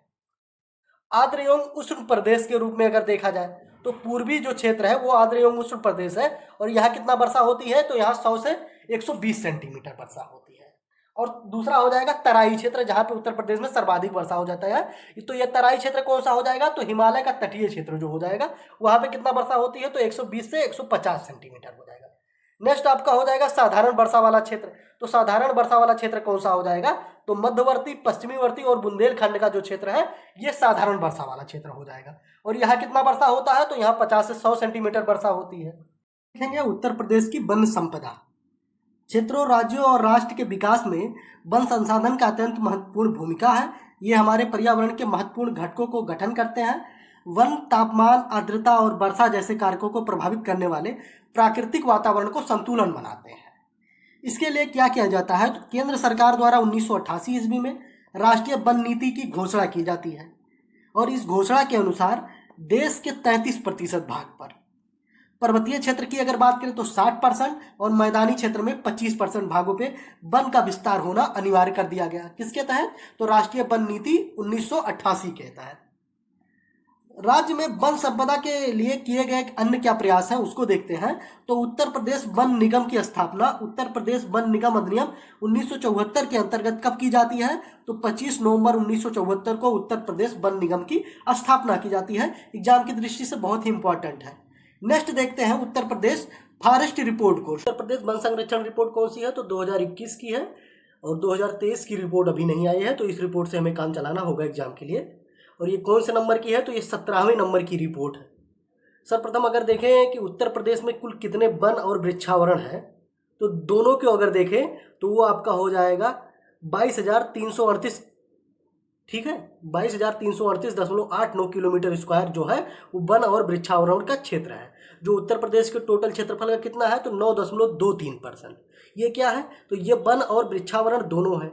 अब सिर्फ वन कितना है, तो उत्तर प्रदेश में वनावरण जो है वो कितना है, तो 14,817.89, 22,238.89 किलोमीटर स्क्वायर यहाँ पे है, और 14,817.89 किलोमीटर स्क्वायर, ठीक है, केवल वनावरण है। ठीक है, उत्तर प्रदेश के क्षेत्रफल का ये कितना परसेंट है, तो केवल वनावरण अगर पूछेगा तो 6.15% उत्तर प्रदेश का वनावरण है, और वृक्षावरण और वनावरण दोनों कितना है, तो 9.23% है। ठीक है, नेक्स्ट आपने देख लिया आपकी वनावरण कितना है, तो 14,817 किलोमीटर। ठीक है, वृक्षावरण कितना है, तो वृक्षावरण इसी के साथ देख लेंगे तो आपको याद हो जाएगा। तो उत्तर प्रदेश में अगर वृक्षावरण की बात करें तो ये आपका 7,421 किलोमीटर स्क्वायर है, जो कितना है, तो टोटल जो उत्तर प्रदेश का एरिया है वो 3.08% है। इस 3.08% और 6.15% दोनों को अगर हम जोड़ देंगे तो हमें प्राप्त हो जाएगा 9.23%। ठीक है, तो यही बोला है ऊपर में कि कुल वन और वृक्षावरण, वनावरण ये और वृक्षावरण ये दोनों को जोड़ के पूछ लिया वन और वृक्षावरण, तो उत्तर प्रदेश का कितना 9.23 है। अगर कहें कि उत्तर प्रदेश के वनावरण में कितना वृद्धि हुई है, तो वनावरण में 12.24 किलोमीटर स्क्वायर की वृद्धि हुई है। और परसेंट की दृष्टि से देखें तो उत्तर प्रदेश में वनावरण में कितने परसेंट की वृद्धि हुई है, तो 0.8% की वृद्धि हुई है आपके वनावरण में। अगर आपसे पूछा जाए उत्तर प्रदेश के वृक्षावरण में कितना वृद्धि हुई है, तो वृक्षावरण में वृद्धि हुई है कितना, तो वो आपका 79 किलोमीटर स्क्वायर हुआ है। नेक्स्ट देखते हैं, सबसे अधिक वनावरण उत्तर प्रदेश के किस जिले में है, तो वो आपका सोनभद्र हो जाएगा, चाहे अगर आपका क्षेत्रफल की दृष्टि से पूछे चाहे परसेंटेज की दृष्टि पूछे। मतलब चाहे ये पूछे आपसे कि सर्वाधिक क्षेत्रफल उत्तर प्रदेश के किस जिले में है, सर्वाधिक वन क्षेत्रफल उत्तर प्रदेश के किस जिले में है, तो सोनभद्र हो जाएगा। और अगर आपसे पूछे कि सर्वाधिक वन प्रतिशत उत्तर प्रदेश के किस क्षेत्र में है, किस जिले में है, तो वो भी आपका सोनभद्र हो जाएगा। इसलिए कुल क्षेत्रफल और प्रतिशत दोनों की दृष्टि से सोनभद्र वन क्षेत्र में और 1% में आगे है। सबसे कम की अगर बात करें तो वो आपका भदोही हो जाएगा। और ये भी कुल क्षेत्रफल और परसेंट दोनों की दृष्टि से सबसे कम जो वन है वो कहाँ पे है, तो उत्तर प्रदेश के भदोही जिले में। बनावरण में सबसे अधिक वृद्धि किस जिले में हुई है, तो वो आपका सहारनपुर में बनावरण में सर्वाधिक वृद्धि हुई है। जबकि बनावरण में सबसे ज्यादा कमी किस क्षेत्र में हुई है, तो सोनभद्र में, जहां सबसे ज्यादा वन है वहीं पे सबसे ज्यादा कमी भी हुई है। सबसे अधिक अति सघन वन उत्तर प्रदेश में वन जो होते हैं वो 3 प्रकार के होते हैं, ठीक है। सघन वन, मध्यम वन और खुले वन। तो जब सबसे अधिक जो सघन वन है वो सर्वाधिक कहाँ है, तो लखीमपुर खीरी में है। जबकि सबसे खुले वन और मध्यम वन है वो सर्वाधिक कहाँ है, तो वो आपका सोनभद्र में है। सबसे ज्यादा झाड़ी कहाँ पे है, तो ये आपका आगरा में हो जाएगा। अगर फॉरेस्ट रिपोर्ट 2021 को ही देखें तो उत्तर प्रदेश में सर्वाधिक क्या है, तो सबसे ज्यादा खुले वन है, उसके बाद मध्यम वन है और उसके बाद आपका हो जाएगा अति सघन वन हो जाएगा। नेक्स्ट आपका हो जाएगा उत्तर प्रदेश में कितने प्रकार के वन है, तो उत्तर प्रदेश में टोटल 29 प्रकार के वन है। और इस 29 प्रकार में जो सर्वाधिक क्षेत्रफल में वन उत्तर प्रदेश में है वो कौन सा आपका हो जाएगा, तो ये आपका शुष्क मिश्रित वन, ठीक है। जो शुष्क मिश्रित पर्णपाती वन है ये उत्तर प्रदेश में सर्वाधिक है। उत्तर प्रदेश में कुल वन जो क्षेत्र है लगभग कितना है, तो 32.92% वन क्षेत्र क्या है, वो जंगल के आग के शिकार की संभावना वहां पे सर्वाधिक है, यानी कि ठीक है, आग लगने की संभावना वहां पे सर्वाधिक कितने, तो उत्तर प्रदेश के टोटल जो वन है उसका कितने, तो 32.92% यानी कि 33% के आसपास जो वन है वो वहां पे आग की संभावना ज्यादा है। नेक्स्ट देखते हैं जो 21 की रिपोर्ट है उसमें उत्तर प्रदेश में पहाड़ी जिले कितने हैं। पहाड़ी जिलों में क्या होता है कि जो आपका डाटा होता है कि पहाड़ी जिलों में लगभग 60% भाग पे वन होना चाहिए, ठीक है। तो उत्तर प्रदेश पहाड़ी जिले कितने हैं, तो उत्तर प्रदेश में एक भी पहाड़ी जिला नहीं है। जबकि आदिवासी जिलों की बात करें तो एक आदिवासी जिला है। देखेंगे उत्तर प्रदेश में वनों के प्रकार। उत्तर प्रदेश में मुख्यतः 3 प्रकार के वन पाए जाते हैं, उष्णकटिबंधीय नम पर्णपाती वन, उष्णकटिबंधीय शुष्क पर्णपाती वन, उष्णकटिबंधीय कटीले वन, ठीक है। ये 3 प्रकार के वन पाए जाते हैं। नेक्स्ट देखते हैं वन्यजीव संरक्षण उत्तर प्रदेश के संदर्भ में। तो वन्यजीव संरक्षण विभिन्न प्रजातियों को लुप्त होने से बचाने के लिए तथा वन्यजीवों एवं प्रजातियों को आवासों की रक्षा करने के लिए, ठीक है, राष्ट्रीय उद्यान, पक्षी विहार, टाइगर रिजर्व स्थापित किए गए। देश में प्रथम वन्यजीव परिरक्षण संगठन की स्थापना कब की जाती है, तो उत्तर प्रदेश में 1956 ईस्वी में की जाती है। और यह संगठन प्रदेश में जैव विविधता संरक्षण, प्रदेश में वन्यजीवों तथा उनके प्राकृतिक आवास स्थल की संरक्षण तथा विस्तार के लिए किया जाता है। देखते हैं उत्तर प्रदेश में, नेक्स्ट देखते हैं उत्तर प्रदेश में राष्ट्रीय उद्यान या अभ्यारण्य। उत्तर प्रदेश में वर्तमान में उत्तर प्रदेश में 1 राष्ट्रीय उद्यान, 11 वन्यजीव विहार, 13 पक्षी विहार और 3 टाइगर रिजर्व है। एशिया के पहले राष्ट्रीय उद्यान को अगर बात करें तो हैली राष्ट्रीय उद्यान, जिसे जिम कॉर्बेट के नाम से जाना जाता है, की स्थापना कब की गई, तो 1936 ईस्वी में की गई। और कहाँ की गई थी, तो वर्तमान उत्तराखंड के गढ़वाल जिला में की गई थी। दुधवा राष्ट्रीय पार्क उत्तर प्रदेश के लखीमपुर खीरी में स्थित है। अगला देखते हैं उत्तर प्रदेश में प्रमुख वन्यजीव विहार कौन कौन से हैं। तो चंद्रप्रभा वन्यजीव विहार है, ये कहाँ है, तो चंदौली में है। ये प्रदेश का सबसे पुराना वन्यजीव विहार है और इसकी स्थापना कब की गई थी, तो 1957 ईस्वी में की गई थी। सुहेलवा वन्यजीव विहार ये कहाँ स्थित है, तो ये श्रावस्ती में है। कैमूर वन्यजीव विहार सोनभद्र में स्थित है। कतरनिया घाट वन्यजीव विहार कहाँ है, बहराइच हो जाएगा। महावीर स्वामी वन्यजीव विहार ये ललितपुर में स्थित है और प्रदेश का सबसे छोटा वन्यजीव विहार है। अगला हो जाएगा रानीपुर वन्यजीव विहार जो चित्रकूट में है। राष्ट्रीय चंबल वन्यजीव विहार इटावा में है। सोहागी वरवा वन्यजीव विहार महाराजगंज में हो जाएगा। किशनपुर लखीमपुर खीरी में हो जाएगा। और हस्तिनापुर जो हो जाएगा ये मुजफ्फरनगर, मेरठ और गाजियाबाद। उत्तर प्रदेश का सर्वाधिक क्षेत्रफल वाला वन्यजीव विहार कौन है, तो हस्तिनापुर हो जाएगा। सबसे छोटा वन्यजीव विहार महावीर स्वामी वन्यजीव विहार ललितपुर वाला हो जाएगा। उत्तर प्रदेश में टाइगर रिजर्व को अगर देखें तो उत्तर प्रदेश में 3 टाइगर रिजर्व है। कौन कौन से, अमनगढ़ टाइगर रिजर्व बिजनौर में है। दुधवा टाइगर रिजर्व लखीमपुर खीरी में है। पीलीभीत टाइगर रिजर्व लखीमपुर खीरी बहराइच में है। और टाइगर परियोजना की शुरुआत कब की गई, तो 1973 ईस्वी में की गई थी। इसको भी आप ध्यान रखिए। उत्तर प्रदेश में पश्चिम बिहार थोड़ा सा देख लेते हैं। नवाबगंज पश्चिम बिहार कहाँ है, तो ये उन्नाव में है और सबसे पुराना पश्चिम बिहार है प्रदेश का, इस चीज को ध्यान रखें। और नवाबगंज पश्चिम बिहार एग्जाम की दृष्टि से इंपॉर्टेंट भी है, क्योंकि ज्यादातर लोग नवाबगंज गोंडा मार देते हैं, है कहाँ पे, उन्नाव में है। नेक्स्ट हो जाएगा लाख बहोसी पश्चिम बिहार, ये कहाँ है, तो ये कन्नौज में स्थित है। अगला आपका पश्चिम बिहार हो जाएगा पटना पश्चिम बिहार, ये एटा में है और ये सबसे छोटा पश्चिम बिहार है। लाख बहोसी पश्चिम बिहार कन्नौज में है, सबसे बड़ा पश्चिम बिहार है। बखीरा पश्चिम बिहार कहाँ है, तो संत कबीर नगर में। सूर सरोवर आगरा में हो जाएगा। सुरहाताल पश्चिम बिहार बलिया में हो जाएगा। भीमराव अंबेडकर पश्चिम बिहार कहाँ है, प्रतापगढ़ में। समस्तपुर पश्चिम बिहार रायबरेली में। समान पश्चिम बिहार मैनपुरी में हो जाएगा। सांडी पश्चिम बिहार कहाँ है, तो ये हरदोई में है।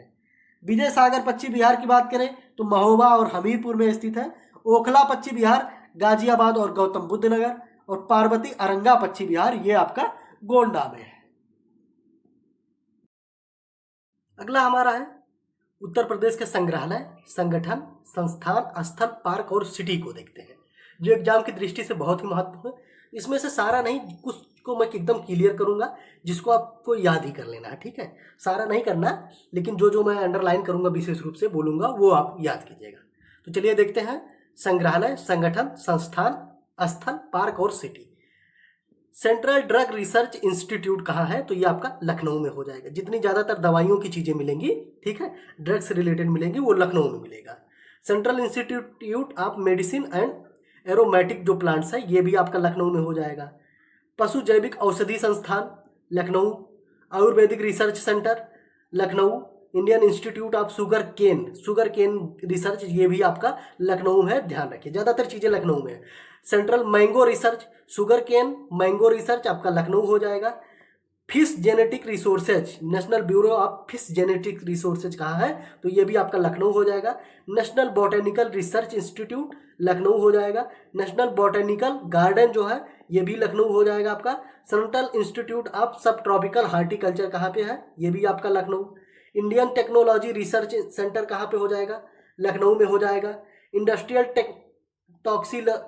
टॉक्सिलॉजिकल रिसर्च सेंटर जो है ये आपका लखनऊ हो जाएगा। इतना इंपॉर्टेंट नहीं है, ठीक है, इसको आप छोड़ सकते हैं। सुदूर संवेदन उपयोग केंद्र कहाँ है, ये आपका लखनऊ में है। National Institute of social studies, इतना इंपॉर्टेंट नहीं है। बीरबल साहनी आप जरूर याद कीजिए, इंस्टीट्यूट ऑफ पॉलीबॉटनिक ले है ये, तो ये भी आपका लखनऊ हो जाएगा। भारतीय प्रबंधन संस्थान कहाँ पे है, तो लखनऊ में है। Railway research design and standard organisation, उतना इंपॉर्टेंट नहीं है। रीजनल इंस्टीट्यूट ऑफ आप अगला देखेंगे आप, केंद्रीय पशु प्रजनन फार्म, बहुत इंपॉर्टेंट है, तो ये आदेश नगर लखीमपुर खीरी में है। सेंट्रल ग्रास लैंड, ठीक है। फॉडर रिसर्च इंस्टीट्यूट यानी कि चारागाह और अनुसंधान केंद्र, बहुत इंपॉर्टेंट है, झांसी में है। नेक्स्ट आपका हो जाएगा पशु चिकित्सा अनुसंधान, ये इज्जत नगर बरेली में है। अगला आपका हो जाएगा national research centre for meet, ये भी आपका इज्जत नगर बरेली हो जाएगा। सेंट्रल एवियन पक्षी रिसर्च इंस्टीट्यूट आपका बरेली हो जाएगा। देखिए पशु, पक्षी और मीट तीनों कहाँ पे है, तो इज्जत नगर बरेली में है। अगला देखेंगे बकरी, जब बकरी की बात आएगी तो आपको मखदूनम मथुरा में है। सेंट्रल पोटैटो रिसर्च स्टेशन कहाँ पे है, तो मोदीपुरम मेरठ में है आपका। Indian Institute of space science and technology Meerut में है। इंदिरा गांधी राष्ट्रीय उद्यान कहाँ है, तो फुर्सत नगर रायबरेली में है। राजीव गांधी राष्ट्रीय विमानन विश्वविद्यालय कहाँ है, तो फुर्सत नगर रायबरेली में। Rajiv Gandhi Institute of Technology Raebareli में। National Institute of Fashion Technology, इसको आप ध्यान रखिएगा, ये आपका रायबरेली हो जाएगा। नेक्स्ट आपका हो जाएगा national Institute of pharmaceutical educational and research institute आपका रायबरेली में है। अगला देखते हैं इसमें से कौन सा इंपॉर्टेंट है आपका, ये national Institute of pulses research जो है, ठीक है, दलहन अनुसंधान केंद्र कानपुर में है। Sugar technology, Indian Institute of sugar technology आपने देखा कानपुर में। ऊपर आपने देखा होगा शुगर के बारे में, क्या देखा, शुगर रिसर्च करके, तो वो आपका कहाँ हो जाएगा, ये देखिए Indian Institute of sugar cane research, तो ये आपका लखनऊ हो जाएगा। और अभी कानपुर आपने क्या देखा, तो इसको आप ध्यान रखिएगा, Indian Institute of sugar technology ये कानपुर हो जाएगा। भारतीय चमड़ा रंगाई एवं जूता संस्थान कहाँ है, तो कानपुर हो जाएगा। Indian Institute of technology IIT, ठीक है, तो ये कहाँ हो जाएगा आपका, कानपुर में है। केंद्रीय चर्म अनुसंधान संस्थान चेन्नई की इकाई है, ये भी आपका कानपुर हो जाएगा। नेक्स्ट देखते हैं आपका जीबी पंत सामाजिक विज्ञान अनुसंधान कहाँ पे है, तो झूसी प्रयागराज हो जाएगा। हरिश्चंद्र याद रखिएगा अनुसंधान संस्थान, ये भी झूसी प्रयागराज हो जाएगा। Mehta institute of math and physics Prayagraj.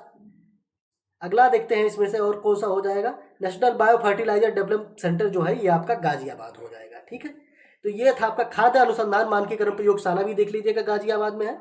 तो ये आपका महत्वपूर्ण अनुसंधान संस्थान था, ये देख लिए। नेक्स्ट देख लेते हैं आपका है उत्तर प्रदेश के, ठीक है, विश्वविद्यालय को देखेंगे जो मुख्य रूप से है। तो केंद्रीय विश्वविद्यालय देखते हैं सर्वप्रथम, तो इलाहाबाद विश्वविद्यालय जो है वो कहाँ पे है, तो प्रयागराज इलाहाबाद में है। और इसकी स्थापना कब हुई थी, तो 87, ठीक है, 1887 ईस्वी में हुई थी, ध्यान रखिएगा। काशी हिंदू विश्वविद्यालय ये कहाँ है, तो ये वाराणसी में है और इसकी स्थापना 1916 ईस्वी में हुई थी। अगला आपका हो जाएगा अलीगढ़ मुस्लिम विश्वविद्यालय। अलीगढ़ मुस्लिम विश्वविद्यालय जो है ये अलीगढ़ में स्थापित है और इसकी स्थापना हुई थी 1921 ईस्वी में। भीमराव अंबेडकर विश्वविद्यालय जो है ये लखनऊ में है और इसकी स्थापना कब हुई थी, तो ये इसकी स्थापना 1989 ईस्वी में हो गई थी। राजीव गांधी राष्ट्रीय विमानन विश्वविद्यालय ये कहाँ पे, तो ये आपका रायबरेली में है और 2013 में स्थापित हुआ था। रानी लक्ष्मीबाई केंद्रीय कृषि विश्वविद्यालय कहाँ है, झांसी, ठीक है, तो ये इसकी स्थापना 2010 में हुई थी। राज्य के कुछ विश्वविद्यालय देखते हैं, ठीक है, अभी तक आपने केंद्रीय विश्वविद्यालय देखा, अब राज्य के विश्वविद्यालय देखते हैं।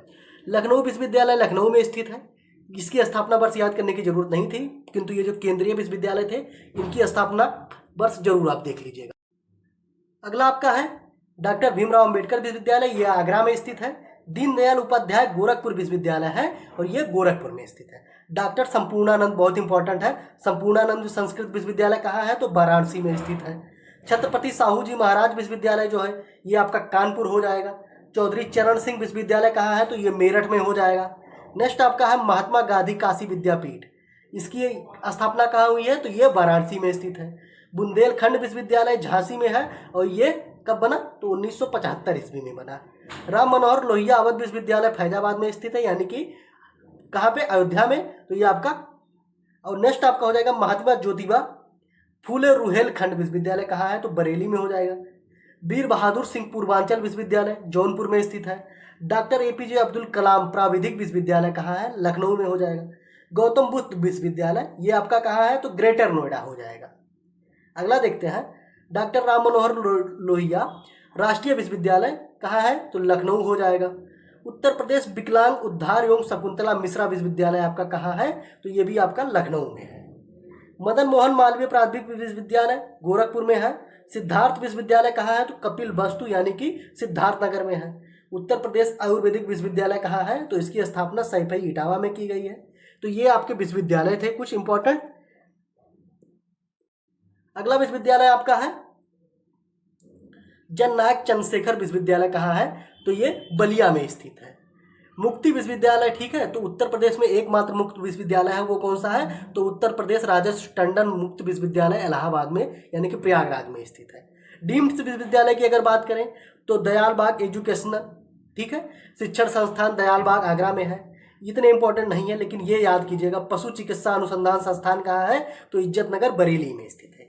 केंद्रीय उच्च तिब्बती शिक्षा संस्थान कहाँ है, तो सारनाथ वाराणसी में। इलाहाबाद एग्रीकल्चर इंस्टीट्यूट ये कहाँ पे हो जाएगा, तो नैनी इलाहाबाद यानी कि प्रयागराज में है। Indian Institute of information technology ये भी आपका प्रयागराज में है, ये भी ध्यान रखिए।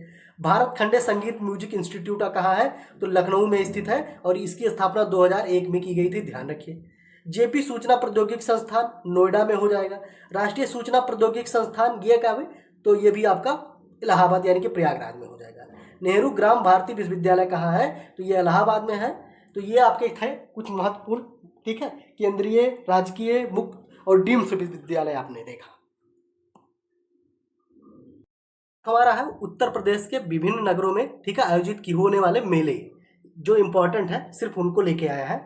मैक्सिमम 10 से 15 मेले हैं, ठीक है। तो माघ मेला कहाँ लगता है, तो इसको सभी लोग लगभग जानते होंगे, ये आपका प्रयागराज इलाहाबाद में लगता है। दादरी मेला बलिया में लगता है। राम बारात आगरा में हो जाएगा। रामनवमी मेला कहाँ लगता है, तो ये आपका अयोध्या हो जाएगा। ताज महोत्सव बहुत इंपॉर्टेंट है, आगरा हो जाएगा। नवरात्रि मेला विंध्याचल यानी कि मिर्जापुर में। कुंभ का मेला प्रति 12 वर्ष में प्रयागराज में, ठीक है। नेक्स्ट आपका हो जाएगा नौचंदी मेला, बहुत इंपॉर्टेंट है। तो मेरठ में प्रतिवर्ष नौचंदी मेला लगता है। लठमार होली कहाँ खेली जाती है? तो लठमार खेली जाती है बरसाना। देखिए लठ बरसाना, याद रखिए लठ बरसाया जाता है। तो लठमार होली बहुत इंपॉर्टेंट, कई बार पूछा गया।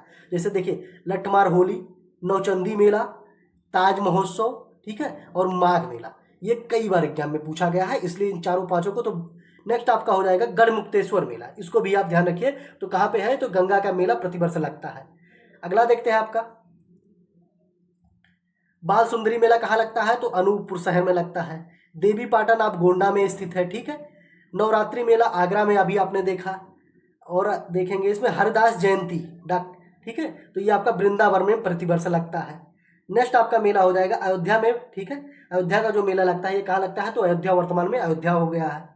अगला देखते हैं इसमें नैमिषा रण, याद कीजिएगा ये सीतापुर में लगता है। और गोला गोकरनाथ जो है ये आपका लखीमपुर खीरी में लगता है। तो इसमें से देखिए आप नैमिषा रण याद करेंगे एकदम 100%, ठीक है। नैमिषा रण याद करेंगे। अयोध्या तो आपको याद ही है, तो अयोध्या तो छोड़ देते हैं। नैमिषा रण याद करेंगे। इसमें मकनपुर मेला याद करेंगे, कानपुर देहात में लगता है। देव मेला बाराबंकी में लगता है, इसको याद करेंगे, ठीक है। तो नैमिषारण्य याद किया, मकनपुर याद किया, देव मेला याद किए, डॉक्टर हरदास जयंती याद किया, नवरात्रि मेला आगरा में याद कर लिया आपने। इसके बाद देवी पाटन गोंडा हो जाएगा, बाल सुंदरी हो जाएगा अनूपपुर शहर। लठमार होली कहाँ खेली जाती है? तो लठ बरसाया जाता है नंदगांव बरसाना में। नौचंदी मेला मेरठ में। गढ़मुक्तेश्वर मेला कहाँ पे लग जाएगा? तो गढ़गंगा के मेला प्रतिवर्ष, ठीक है। और ये आपका हो जाएगा कुंभ का मेला, प्रति 12 वर्ष में हो जाएगा। बटेश्वर मेला भी याद कीजिएगा, आगरा जिला में लगता है। ताज महोत्सव आगरा हो जाएगा। और इसमें के बाद क्या हो जाएगा? माघ मेला, ये आपका इलाहाबाद। तो ये थे उत्तर प्रदेश के कुछ महत्वपूर्ण मेले। इसमें से कम आपको 8 जो है वो याद कर लीजिएगा, जो मैंने बताया क्लियर। अगला अध्याय आपका है उत्तर प्रदेश की जनजातियां। उत्तर प्रदेश की अगर जनजातियों की बात करें तो भारत में अगर जनजाति देखा जाए तो टोटल जो पॉपुलेशन है उनमें 8.6% जनजातियों का है। किंतु उत्तर प्रदेश में अगर देखा जाए तो उत्तर प्रदेश में जनजाति कितनी है? तो उनकी जो परसेंट है तो वो 0.6% हो जाएगा। भारत में 8.6 और उत्तर प्रदेश में कितनी जनजातियां हैं? तो 0.6% टोटल पॉपुलेशन का उत्तर प्रदेश में जनजातियां हैं। जनसंख्या कितनी होगी? तो लगभग 11,34,273, ठीक है, इनकी टोटल जनसंख्या है।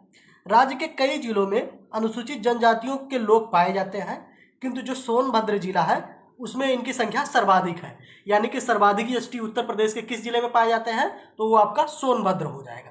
यहाँ कितना पाए जाते हैं? तो यहाँ लगभग 3,85,000 जो है वो एसटी सिर्फ सोनभद्र में पाए जाते हैं। उत्तर प्रदेश के 3 सबसे अधिक अनुसूचित जनजाति जनसंख्या वाले जिले कौन से हैं? तो वो आपका सोनभद्र पहला हो जाएगा, दूसरा बलिया हो जाएगा और तीसरा देवरिया हो जाएगा। उत्तर प्रदेश के सबसे कम अनुसूचित जनसंख्या कहाँ पाई जाती है?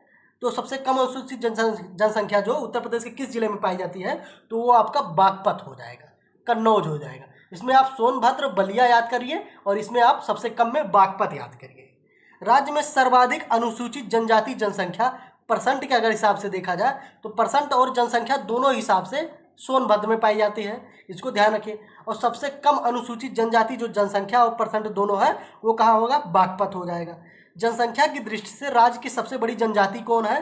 तो वो आपका थारू जनजाति है। और इसकी सबसे छोटी जनजाति की अगर बात होगी तो वो जनजाति का नाम है बनरावत। प्रदेश में 2003 से पूर्व केवल कितनी जनजातियां थी? तो केवल 2 जनजातियां थी, थारू और बुक्सा जनजाति थी। इन्हीं को अनुसूचित जनजाति की श्रेणी में शामिल किया गया था। किंतु 2003 में 10, ठीक है, और जनजातियों को शामिल किया जाता है।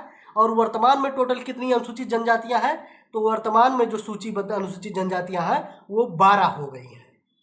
नेक्स्ट देखते हैं आपका उत्तर प्रदेश की कुछ जनजातियां, उनका निवास स्थान देखते हैं। खरवार जो जनजाति या खैरवार जनजाति है ये कहाँ पाई जाती है?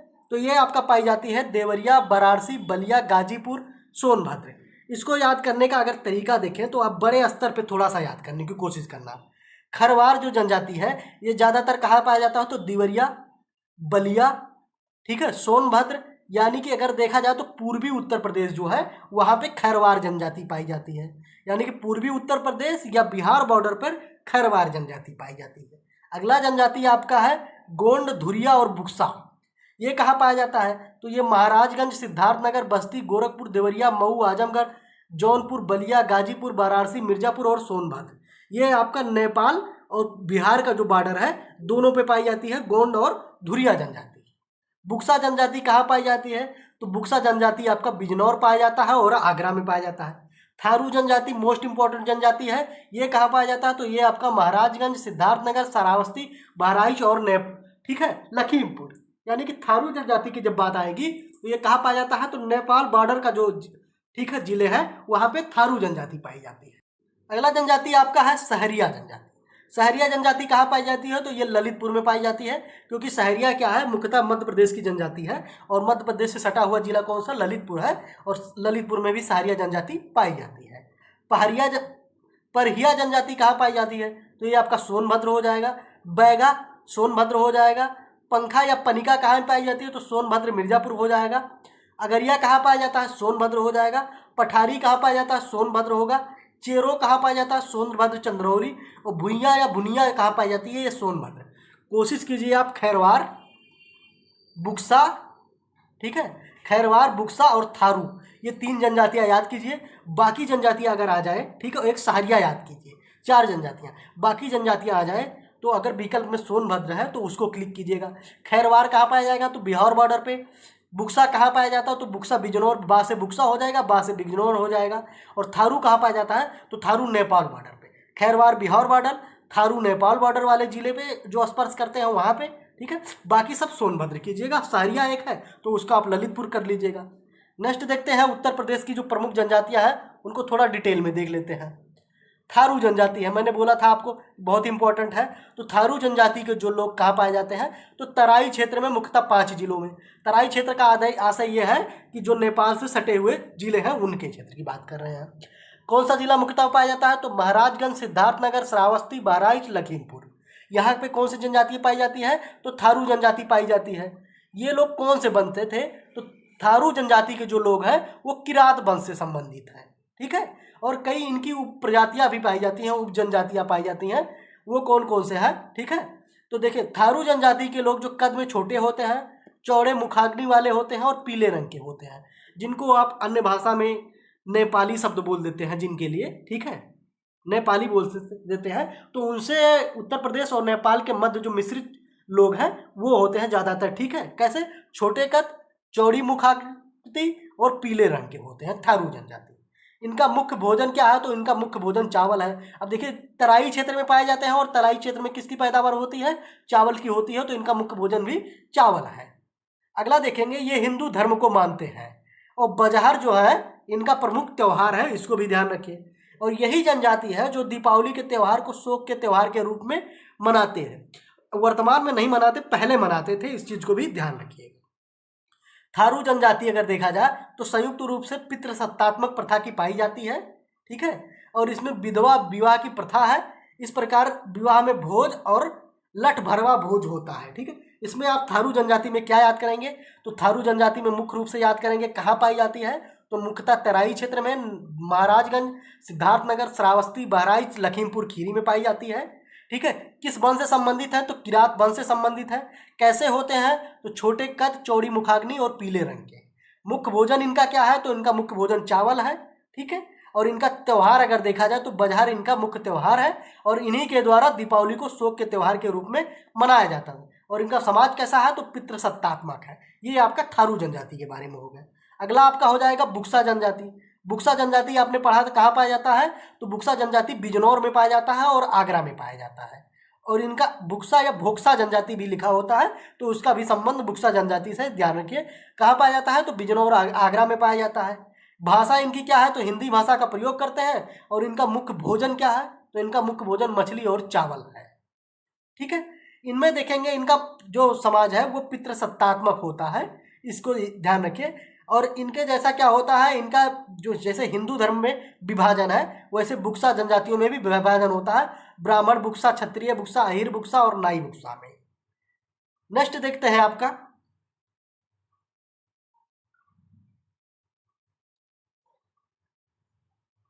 गोंड जनजाति है, ठीक है।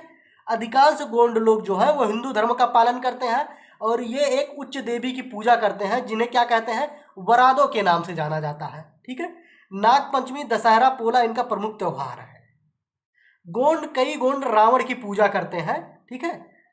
नेक्स्ट आपका हो जाएगा महिगीर। महिगीर जनजाति के लोग बिजनौर के नजीमाबाद क्षेत्र में निवास करते हैं, ठीक है। ये उतना इंपॉर्टेंट नहीं है, आपने थारू याद कर लिया, थारू बहुत इंपॉर्टेंट था। नेक्स्ट आपका हो जाएगा खरवार। खरवार देख लीजिए, खरवार इसलिए इंपॉर्टेंट है, ये उत्तर प्रदेश के कई जिलों में पाया जाता है, और खासकर कहाँ पे, तो देखिए पूर्वी उत्तर प्रदेश या बिहार बॉर्डर के क्षेत्र में। अभी देखते हैं, पूर्वी उत्तर प्रदेश या बिहार बॉर्डर से आपको याद हो जाएगा आसानी से। खरवार जनजाति के लोग कहाँ पाए जाते हैं, तो बलिया, गाजीपुर, मिर्जापुर, देवरिया और सोनभद्र में पाए जाते हैं। और इनकी आजीविका का साधन क्या है, तो कृषि और पशुपालन जो है इनकी आजीविका का साधन है। नेक्स्ट आपका देखते हैं इसमें भुइयां जनजाति। भुइयां जनजाति ये सोनभद्र में पाए जाते हैं, ठीक है। अगला देखते हैं इनका, भुइयां जनजाति से संबंधित कुछ कल्याणकारी योजनाएं देख लेते हैं। प्रदेश में अनुसूचित जाति जनजाति कल्याण के लिए समाज कल्याण विभाग की स्थापना कब की गई, तो 1955 ईस्वी में की गई। 1995 ईस्वी में इसे अलग कर उत्तर प्रदेश अनुसूचित जनजाति कल्याण विभाग की स्थापना की जाती है। 1955 में किसकी स्थापना की गई, तो समाज कल्याण विभाग की स्थापना की गई। किसके लिए, तो अनुसूचित जनजातियों के कल्याण के लिए। और इसमें विभाजन करके 1995 में इसे एक अनुसूचित जनजाति कल्याण विभाग अलग से बनाया जाता है, ठीक है। राज्य विधानसभा में अगर देखा जाए तो 86 सीटें जो है वो अनुसूचित जनजातियों के लिए आरक्षित है, ठीक है, जिसमें से 84 जो है वो आपका एससी यानी कि अनुसूचित जाति, और 2 जो है वो अनुसूचित जनजातियों के लिए आरक्षित है। अगला देखते हैं,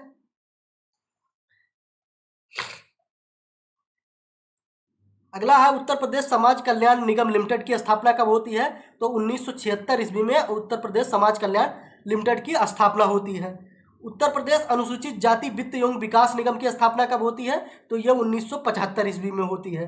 कौशल वृद्धि प्रशिक्षण योजना की शुरुआत कब होती है, तो देखिए ये किस लिए हुआ था, तो गरीब एवं बेरोजगार जो अनुसूचित जाति के व्यक्तियों के कौशल वृद्धि के लिए कंप्यूटर, ऑटोमोबाइल, सिलाई, कढ़ाई, बुनाई, प्रोसेसिंग, टंकन और सुपिक लीवर प्रशिक्षण योजनाएं निःशुल्क संचालित की जा रही थी इनके लिए, ठीक है। और इसके लिए क्या किया जाता था, तो 600 रुपया प्रति माह इनको, ठीक है, सहायता राशि दी जाती थी। अगला देखते हैं आपका एकीकृत जनजाति विकास योजनाएं देखते हैं थोड़ा सा। एक जनजाति से दूसरे जनजाति में सामाजिक, आर्थिक, भौगोलिक स्थितियों में भिन्नता होने के कारण प्रदेश में विकास के लिए अलग अलग योजनाएं संचालित की गई। जैसे बुक्सा विकास योजना नजीमाबाद बिजनौर में, एकीकृत जनजाति विकास योजना सोनभद्र में, एकीकृत जनजाति विकास योजना चंदनपुर चौकी लखीमपुर में, थारू विकास परिषद बिशुनपुर विश्राम बलरामपुर में, और बिखरी जनजाति विकास योजना श्रावस्ती महाराजगंज में स्थापित की गई। अगर आर्टिकल में देखा जाए तो आर्टिकल 275(1) में के तहत जनजातियों के विकास हेतु प्राप्त केंद्रीय सहायता को एकीकृत जनजाति विकास परियोजनाओं के माध्यम से व्यक्त किया जाता है। अगला देखेंगे उत्तर प्रदेश के प्रमुख उद्योग। उत्तर प्रदेश में उद्योग की दृष्टि से मध्यम श्रेणी का राज्य है, और खनिज और स्थापना सुविधाओं, पूंजी निवेश की कमी के कारण गैर कृषि आधारित उद्योगों का विकास कम हुआ है, ठीक है। जबकि कृषि आधारित उद्योग और लघु अथवा कुटीर उद्योगों का विकास उत्तर प्रदेश में अधिक है। औद्योगिक विकास की दर से उत्तर प्रदेश में सर्वाधिक यानी कि 11.81% छठी पंचवर्षीय योजना के दौरान रही, जबकि 9वीं पंचवर्षीय योजना के दौरान यह विकास दर उत्तर प्रदेश में क्या थी, तो यह निगेटिव में थी। अगर औद्योगिक विकास की दृष्टि से देखा जाए तो पश्चिमी जो क्षेत्र है वहाँ पे सर्वाधिक औद्योगिक विकास हुआ है, जबकि बुंदेलखंड का क्षेत्र और पूर्वी जो क्षेत्र है ये औद्योगिक विकास की दृष्टि से पिछड़ा हुआ क्षेत्र है। उत्तर प्रदेश के कुछ महत्वपूर्ण औद्योगिक क्षेत्र देखते हैं, जैसे चिकन, जरी और जरदोजी उद्योग के लिए बरेली, लखनऊ, बाराबंकी और फर्रुखाबाद फेमस है। नेक्स्ट आपका हो जाएगा उर्वरक उद्योग के लिए, तो वो आपका आंवला, बरेली, ठीक है, और फूलपुर जो प्रयागराज है वो उर्वरक उद्योग के लिए प्रसिद्ध है। सीमेंट उद्योग की बात की जाए तो वो आपका मिर्जापुर का चुनार, डाला जो सोनभद्र, और चुर्क जो सोनभद्र हो जाएगा। नेक्स्ट आपका हो जाएगा पेंटिंग उद्योग। पेंटिंग उद्योग के लिए मथुरा हो जाएगा। हार्न और बोन का क्राफ्ट के लिए मुरादाबाद हो जाएगा। प्लाईवुड उद्योग के लिए कौन हो जाएगा, तो ये इसमें आप सीतापुर, सहारनपुर और नजीमाबाद, जिसमें सहारनपुर विशेष रूप से याद कीजिएगा प्लाईवुड उद्योग के लिए। चिकन कढ़ी उद्योग के लिए विशेष रूप से आप याद कीजिएगा बरेली, लखनऊ, बाराबंकी, फर्रुखाबाद, इसको याद रखिएगा, ठीक है। नेक्स्ट आपको हो जाएगा इत्र और तेल, ये आपका कन्नौज याद रखिए। चाकू कैंची की जब बात आएगी तो रामपुर याद करिए। कांच की चूड़ियाँ आपका फिरोजाबाद में, ठीक है। एल्युमिनियम उद्योग के लिए कौन प्रसिद्ध है, तो रेणुकट प्रसिद्ध है एल्युमिनियम उद्योग के। लकड़ी के खिलौने, ये आप याद रखिए, लकड़ी के खिलौने आपका हो जाएगा लखनऊ और वाराणसी। दिया सलाई उद्योग बरेली और सहारनपुर। पीतल का बर्तन, ठीक है, आर में पूछा हुआ था, तो ये आपका मुरादाबाद हो जाएगा। नेक्स्ट आपका हो जाएगा चीनी मिट्टी के लिए प्रसिद्ध है, तो वो आपका खुर्जा हो जाएगा। सुरमा आपने देखा होगा, ये गानों में सुना होगा, तो बरेली आपका हो जाएगा सुरमा, ठीक है। नेक्स्ट आपका हो जाएगा कत्था उद्योग, कत्था उद्योग आपका बरेली हो जाएगा। खेल की सामान की बात जब आ जाएगी तो ये आपका मेरठ और आगरा का क्षेत्र हो जाएगा। इससे पूर्व आपने देखा था लकड़ी के खिलौने, और लकड़ी के खिलौने कहाँ देखा था, तो ये आपने देखा था लखनऊ, वाराणसी और सहारनपुर भी है, इसको आप ध्यान रखिए। काष्ठ नक्काशी, तो काष्ठ नक्काशी सहारनपुर हो जाएगा। जूट कारखाना की जब बात आएगी तो ये आपका कानपुर और सहजनवा गोरखपुर का क्षेत्र हो जाएगा। अगला देखेंगे आपका कृत्रिम रबड़ कारखाना कहाँ है, तो मोदी नगर में है। अफीम कारखाना कहाँ है, तो विशेष रूप से याद करिए, ये आपका गाजीपुर हो जाएगा। तेल शोधक संयंत्र, तेल शोधक संयंत्र आपका मथुरा में है। परमाणु शक्ति केंद्र जो है उत्तर प्रदेश का एकमात्र परमाणु शक्ति कौन है, तो नरौरा उत्तर प्रदेश में हो जाएगा, ये बुलंदशहर में स्थित है। इंडियन टेलीफोन इंडस्ट्री, ये कहाँ हो जाएगा, तो नैनी रायबरेली में हो जाएगा। अगला देखते हैं हथकरघा उद्योग। हथकरघा उद्योग उत्तर प्रदेश का सबसे बड़ा उद्योग है। और सूती वस्त्र उद्योग, ठीक है, हथकरघा और मिल की दृष्टि से उत्तर प्रदेश में, ठीक है, कौन सा स्थान है, तो सूती वस्त्र उद्योग का स्थान हो जाएगा आपका तीसरे स्थान पे है। उत्तर प्रदेश में हथकरघा उद्योग कृषि के बाद रोजगार उपलब्ध कराने वाला दूसरा सबसे बड़ा उद्योग है, इस चीज को ध्यान रखिएगा। देखिए सर्वाधिक रोजगार उपलब्ध कराने वाला, ठीक है, उद्योग कौन हो जाएगा, तो वो आपका हो जाएगा कृषि, और उसके बाद कौन सा होगा, तो हथकरघा होगा। कृषि विकल्प में नहीं पूछता, पूछता है इनमें से कौन सा उद्योग है जो सर्वाधिक रोजगार उपलब्ध कराता है, और विकल्प में दे देता है हथकरघा उद्योग, ठीक है। नेक्स्ट आप देखते हैं राज्य में सूती वस्त्र की जो मिलें हैं वो कहाँ कहाँ है, तो कानपुर, आगरा, बरेली, मेरठपुर, वाराणसी, सहारनपुर, हरदोई, मऊ, प्रयागराज और मिर्जापुर में है, ठीक है। और कानपुर को उत्तर भारत का मैनचेस्टर के नाम से जाना जाता है, इसको भी आप ध्यान रखिए। अगला टॉपिक देखते हैं आपका कालीन और दरियों के लिए। तो कालीन और दरियों के लिए इस समय तो सबसे ज्यादा फेमस है मिर्जापुर। नेक्स्ट आपका हो जाएगा चीनी उद्योग। चीनी उद्योग की अगर बात की जाए तो देखिए गंगा यमुना का जो दोआब का क्षेत्र है, ये लगभग 65% उत्तर प्रदेश के टोटल चीनी का जो 65% चीनी उत्पादन होता है वो कहाँ से होता है, तो गंगा यमुना के दोआब क्षेत्र से होता है। शेष कहाँ से होता है, तो शेष पूर्वी उत्तर प्रदेश से चीनी उत्पादन होता है। गन्ना विकास परिषद की अगर बात की जाए तो गन्ना विकास परिषद की 1948-49 में, ठीक है, गन्ना विकास परिषद का गठन किया गया उत्तर प्रदेश में। वर्तमान में कितने विकास परिषद है, तो वर्तमान में 152 गन्ना विकास परिषद है। नेक्स्ट आप देखेंगे रेशम उद्योग की अगर बात करें तो उत्तर प्रदेश में 4 किस्म के रेशम, इसको ध्यान रखिए, सातूती, टसर, अरंडी और मूंगा रेशम, ठीक है, प्राप्त होते हैं। इसमें से अगर कुल रेशम में सर्वाधिक योगदान देखा जाए तो वो सातूती रेशम का है, उसके बाद टसर या अरंडी रेशम का है। प्रदेश में रेशम का ज्यादातर काम कहाँ होता है, तो वाराणसी, मऊ, मुरादाबाद और इटावा में होता है। यहाँ पे क्या बनता है, तो रेशम की साड़ियाँ बनती है जो विश्व विख्यात है। नेक्स्ट आपका देखेंगे कांच उद्योग। कांच उद्योग में क्या है, तो कांच उद्योग में उत्तर प्रदेश का प्रथम स्थान है, और ये कहाँ पे है, तो फिरोजाबाद जो है वो कांच उद्योग के लिए केंद्र बिंदु रहा है। अगला आपका देखेंगे दिया सलाई उद्योग। दिया सलाई उद्योग का मुख्य केंद्र कहाँ है, तो ये आपका बरेली है। सीमेंट उद्योग की अगर बात करें तो इसका मुख्य उद्योग जो हो जाएगा, मुख्य क्षेत्र वो चुनार और कजराहट यानी कि मिर्जापुर और सोनभद्र का क्षेत्र हो जाएगा। अगला आपका देखेंगे कागज उद्योग। प्रदेश में सर्वाधिक कागज मिले कहाँ है, तो मुजफ्फरनगर में है। नेक्स्ट आपका हो जाएगा पीतल या अन्य धातु उद्योग। प्रदेश में पीतल या कलई के बर्तन बनाने के लिए वाराणसी, मिर्जापुर, फर्रुखाबाद, हाथरस, अतरौली, मुरादाबाद, शामली, हापुड़, बड़ौद, ये क्षेत्र जो है ये पीतल या अन्य धातु के उद्योग के लिए फेमस है। अलीगढ़ किस लिए फेमस है, तो अलीगढ़ ताला बनाने के केंद्र के रूप में फेमस है। नेक्स्ट देखते हैं औद्योगिक पार्क। औद्योगिक पार्क की अगर बात करें तो कृषि आधारित उद्योगों को बढ़ावा देने के लिए एग्रो पार्क जो लखनऊ है, कुर्सी रोड कहाँ पे स्थित है, तो वाराणसी रोड पे स्थित है, बाराबंकी और वाराणसी रोड पे स्थित है। उन्नाव में बंथरा चर्म उद्योग औद्योगिक पार्क, आगरा में लेदर पार्क की स्थापना की गई है। नेक्स्ट आपका हो जाएगा निर्यात प्रोत्साहन औद्योगिक पार्क की स्थापना कहाँ की गई है, तो ये गौतम बुद्ध नगर व आगरा में की गई है। नेक्स्ट देखते हैं आपका औद्योगिक विकास प्राधिकरण, ठीक है, औद्योगिक विकास प्राधिकरण के रूप में नोएडा की स्थापना कब की गई, तो 1976 ईस्वी में की गई, इसको आप ध्यान रखिए। अगला देखते हैं अगला देखेंगे उत्तर प्रदेश की जो संगीत कला, थोड़ा सा आर्ट एंड कल्चर के बारे में देखेंगे। उत्तर प्रदेश में संगीत प्रसंग वैदिक काल से ही उपलब्ध है। और उत्तर प्रदेश के कासगंज में जन्मे जो अमीर खुसरो थे वो किससे संबंधित, तो ख्याल गायन शैली से को विकसित करने का श्रेय किसको जाता है, तो अमीर खुसरो को जाता है। इनका जन्म कहाँ हुआ था, तो उत्तर प्रदेश के कासगंज जिले में हुआ था। इसको भी आप ध्यान रखिए, ठीक है। सितार और तबले का आविष्कार किसके द्वारा किया गया, तो इन्हीं अमीर खुसरो के द्वारा किया जाता है। उत्तर प्रदेश में मृदंग, बीड़ा, ढोलक, मंजीरा, नगाड़ा आदि वाद्य यंत्रों का आविष्कार हुआ, ठीक है। उत्तर प्रदेश में लोक संस्कृति की प्राचीनतम संस्कृतियों में से एक है। राज्य में अगर हिंदी और अन्य स्थानीय भाषाओं में विशिष्ट अवसर पर लोकगीत गाए जाने की परंपरा है। तो देखते हैं उत्तर प्रदेश के प्रमुख संगीत घराने और उनसे संबंधित कौन कौन से कलाकार हैं उसको देखते हैं। लखनऊ घराना जो है, लखनऊ घराने से कौन संबंधित है, तो बिरजू महाराज का संबंध लखनऊ घराना से है। बिरजू महाराज, शंभू महाराज, बिम्बा देवी, खुर्शीद अली खां, इन सब का संबंध किससे है, तो ये इन सब का संबंध हो जाएगा लखनऊ घराना से। और ये किससे संबंधित है, तो लखनऊ घराना ख्याल गायकी के पितामह के रूप में जाना जाता है। अगला आपका है किराना घराना। किराना घराना का संबंध कहाँ से है, तो भीमसेन जोशी, बंदे अली खां और गंगूबाई हंगल किराना घराना से संबंधित है। अगला आपका बनारस घराना हो जाएगा। बनारस घराना से कौन संबंधित है, तो किशन महाराज, सितारा देवी, गिरजा देवी, मोतीबाई और सिद्धेश्वरी देवी का संबंध बनारस घराना से। इसमें आप लखनऊ घराना विशेष रूप से याद रखिए और किराना घराना में आप भीमसेन जोशी को याद रखिएगा। आगरा घराना की बात करें अगर, तो अलख दास और मलूक दास। आगरा घराना में किसको याद करेंगे, तो मलूक दास को याद करेंगे, आगरा घराना से संबंधित है।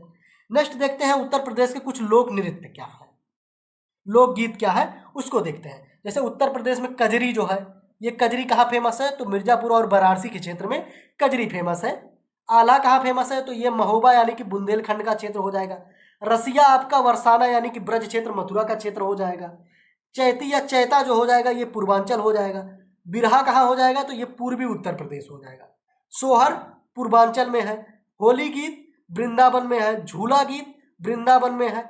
और इसुरी फाग जो है वो बुंदेलखंड हो जाएगा। और 72 बील जो है ये भी आपका रुहेलखंड हो जाएगा। अगला देखते हैं। अगला आपका है उत्तर प्रदेश के थोड़ा सा नृत्य कला को देखते हैं। उत्तर प्रदेश का एकमात्र शास्त्रीय नृत्य कौन सा है, वो आपका कथक हो जाएगा। और इस नृत्य के प्रणेता कौन है, तो ठाकुर प्रसाद को, ठीक है, कथक नृत्य का प्रणेता माना जाता है। शंभू महाराज, बिरजू महाराज, बिंदा देवी कथक के कुछ प्रमुख कलाकार हैं। और इनका संबंध किस घराने से है, तो अभी आपने देखा इनका संबंध लखनऊ घराने से है। उत्तर प्रदेश के लोक नृत्य देखते हैं। उत्तर प्रदेश में लोक गीतों की विभिन्नता के साथ ही लोक नृत्य में भी विभिन्नता है। नेक्स्ट आपका देखते हैं चरकुला नृत्य सर्वप्रथम। और चरकुला नृत्य का संबंध ब्रज क्षेत्र से है, बहुत इंपॉर्टेंट है। इसमें से नृत्य दे देता है और क्षेत्र को मिलान करने पे दे देता है, ठीक है। यह नृत्य दे देगा, विकल्प में ऑप्शन दे देगा कि ये किस क्षेत्र से संबंधित है। रास नृत्य जो है ये ब्रज क्षेत्र, यानी कि चरकुला और रास नृत्य दोनों कहाँ से है, तो ब्रज क्षेत्र से संबंधित है। धोबिया नृत्य कहाँ से है, तो ये पूर्वांचल हो जाएगा। और नटवरी नृत्य आपका पूर्वांचल के अहिर समुदाय द्वारा किया जाता है। अगला आपका कर्मा नृत्य, कर्मा नृत्य मिर्जापुर और सोनभद्र हो जाएगा। मयूर नृत्य जो है ये ब्रज क्षेत्र में हो जाएगा, कि मोर, रास, चरकुला तीनों इंपॉर्टेंट है, तीनों ब्रज हो जाएगा, ठीक है। अगला आपका हो जाएगा कठघोड़िया नृत्य, ये पूर्वांचल हो जाएगा। धुरिया आपका बुंदेलखंड हो जाएगा। कार्तिक आपका बुंदेलखंड हो जाएगा। राई नृत्य याद कीजिएगा, बुंदेलखंड की महिलाओं द्वारा किया जाता है। कौन सा नृत्य है, ये राई नृत्य है, इंपॉर्टेंट है। नेक्स्ट आपका देखते हैं नृत्य, वो आपका हो जाएगा चौरसिया नृत्य, ये जौनपुर में होता है। ख्याल नृत्य आपका बुंदेलखंड में होता है, ध्यान रखिए, ठीक है। सौरा नृत्य याद कीजिए, इंपॉर्टेंट है, ये बुंदेलखंड के कृषकों द्वारा होता है। नेक्स्ट नृत्य अगर देखा जाए तो वो आपका जोगनी नृत्य होता है। ये कहाँ होता है, तो ये अवध क्षेत्र में विशेष रूप से रामनवमी के टाइम पे होता है। पाई डंडा नृत्य कहाँ होता है, तो ये बुंदेलखंड में होता है, ठीक है। तो ये आपका नृत्य थे कुछ जिनको देख लिए। इसमें खासकर ब्रज के क्षेत्र में कौन से नृत्य होते हैं, बुंदेलखंड में कौन कौन से नृत्य हैं, और पूर्वांचल के जो मुख्य नृत्य हैं उनको आप जरूर ध्यान दीजिएगा। नेक्स्ट देखते हैं उत्तर प्रदेश के कुछ वार्षिक महोत्सव। लखनऊ महोत्सव, इस महोत्सव में अवध के परंपरागत संगीत, नृत्य वैभव, ठीक है, और नसावत का निर्दर्शन किया जाता है। वाराणसी उत्सव की बात की जाए तो विज्ञान का प्रस्तुतिकरण किया जाता है किसमें, वाराणसी उत्सव में, धर्म, संस्कृति तथा ज्ञान का। नेक्स्ट हो जाएगा सुलाकुल उत्सव, हिंदू मुस्लिम एकता का प्रतीक माना जाता है, बहुत इंपॉर्टेंट है ये। सुलह कुल उत्सव किस संबंध में मनाया जाता है? तो हिंदू मुस्लिम एकता के प्रतीक के रूप में मनाया जाता है। और कहाँ मनाया जाता है? तो ये आगरा में मनाया जाता है। ताज महोत्सव कहाँ मनाया जाता है? तो ताज महोत्सव भी फरवरी माह में आगरा में मनाया जाता है। नेक्स्ट आपका हो जाएगा कन्नौज महोत्सव। कन्नौज महोत्सव आपका कन्नौज में मनाया जाता है। प्रयाग महोत्सव में आप सामान्य रूप से जानते हैं कि प्रयागराज में मनाया जाएगा। नेक्स्ट आपका हो जाएगा बिठूर गंगा महोत्सव। बिठूर गंगा महोत्सव कानपुर में हो जाएगा। और कबीर महोत्सव जो हो जाएगा ये कहाँ मनाया जाएगा? तो ये संत कबीर नगर जनपद के मगहर में मनाया जाता है। ठीक है, और किस पे आधारित है? तो संत कबीर के विषयक दर्शन जीवन पर आधारित है ये। इसमें से आप मुख्य रूप से याद रखिए, ये आपका सुलाकुल महोत्सव और ताज महोत्सव दोनों ही बहुत ही इंपॉर्टेंट है। नेक्स्ट देखते हैं उत्तर प्रदेश के मेले। नौचंदी का मेला बहुत इंपॉर्टेंट है, मेरठ में। बटेश्वर मेला आगरा में।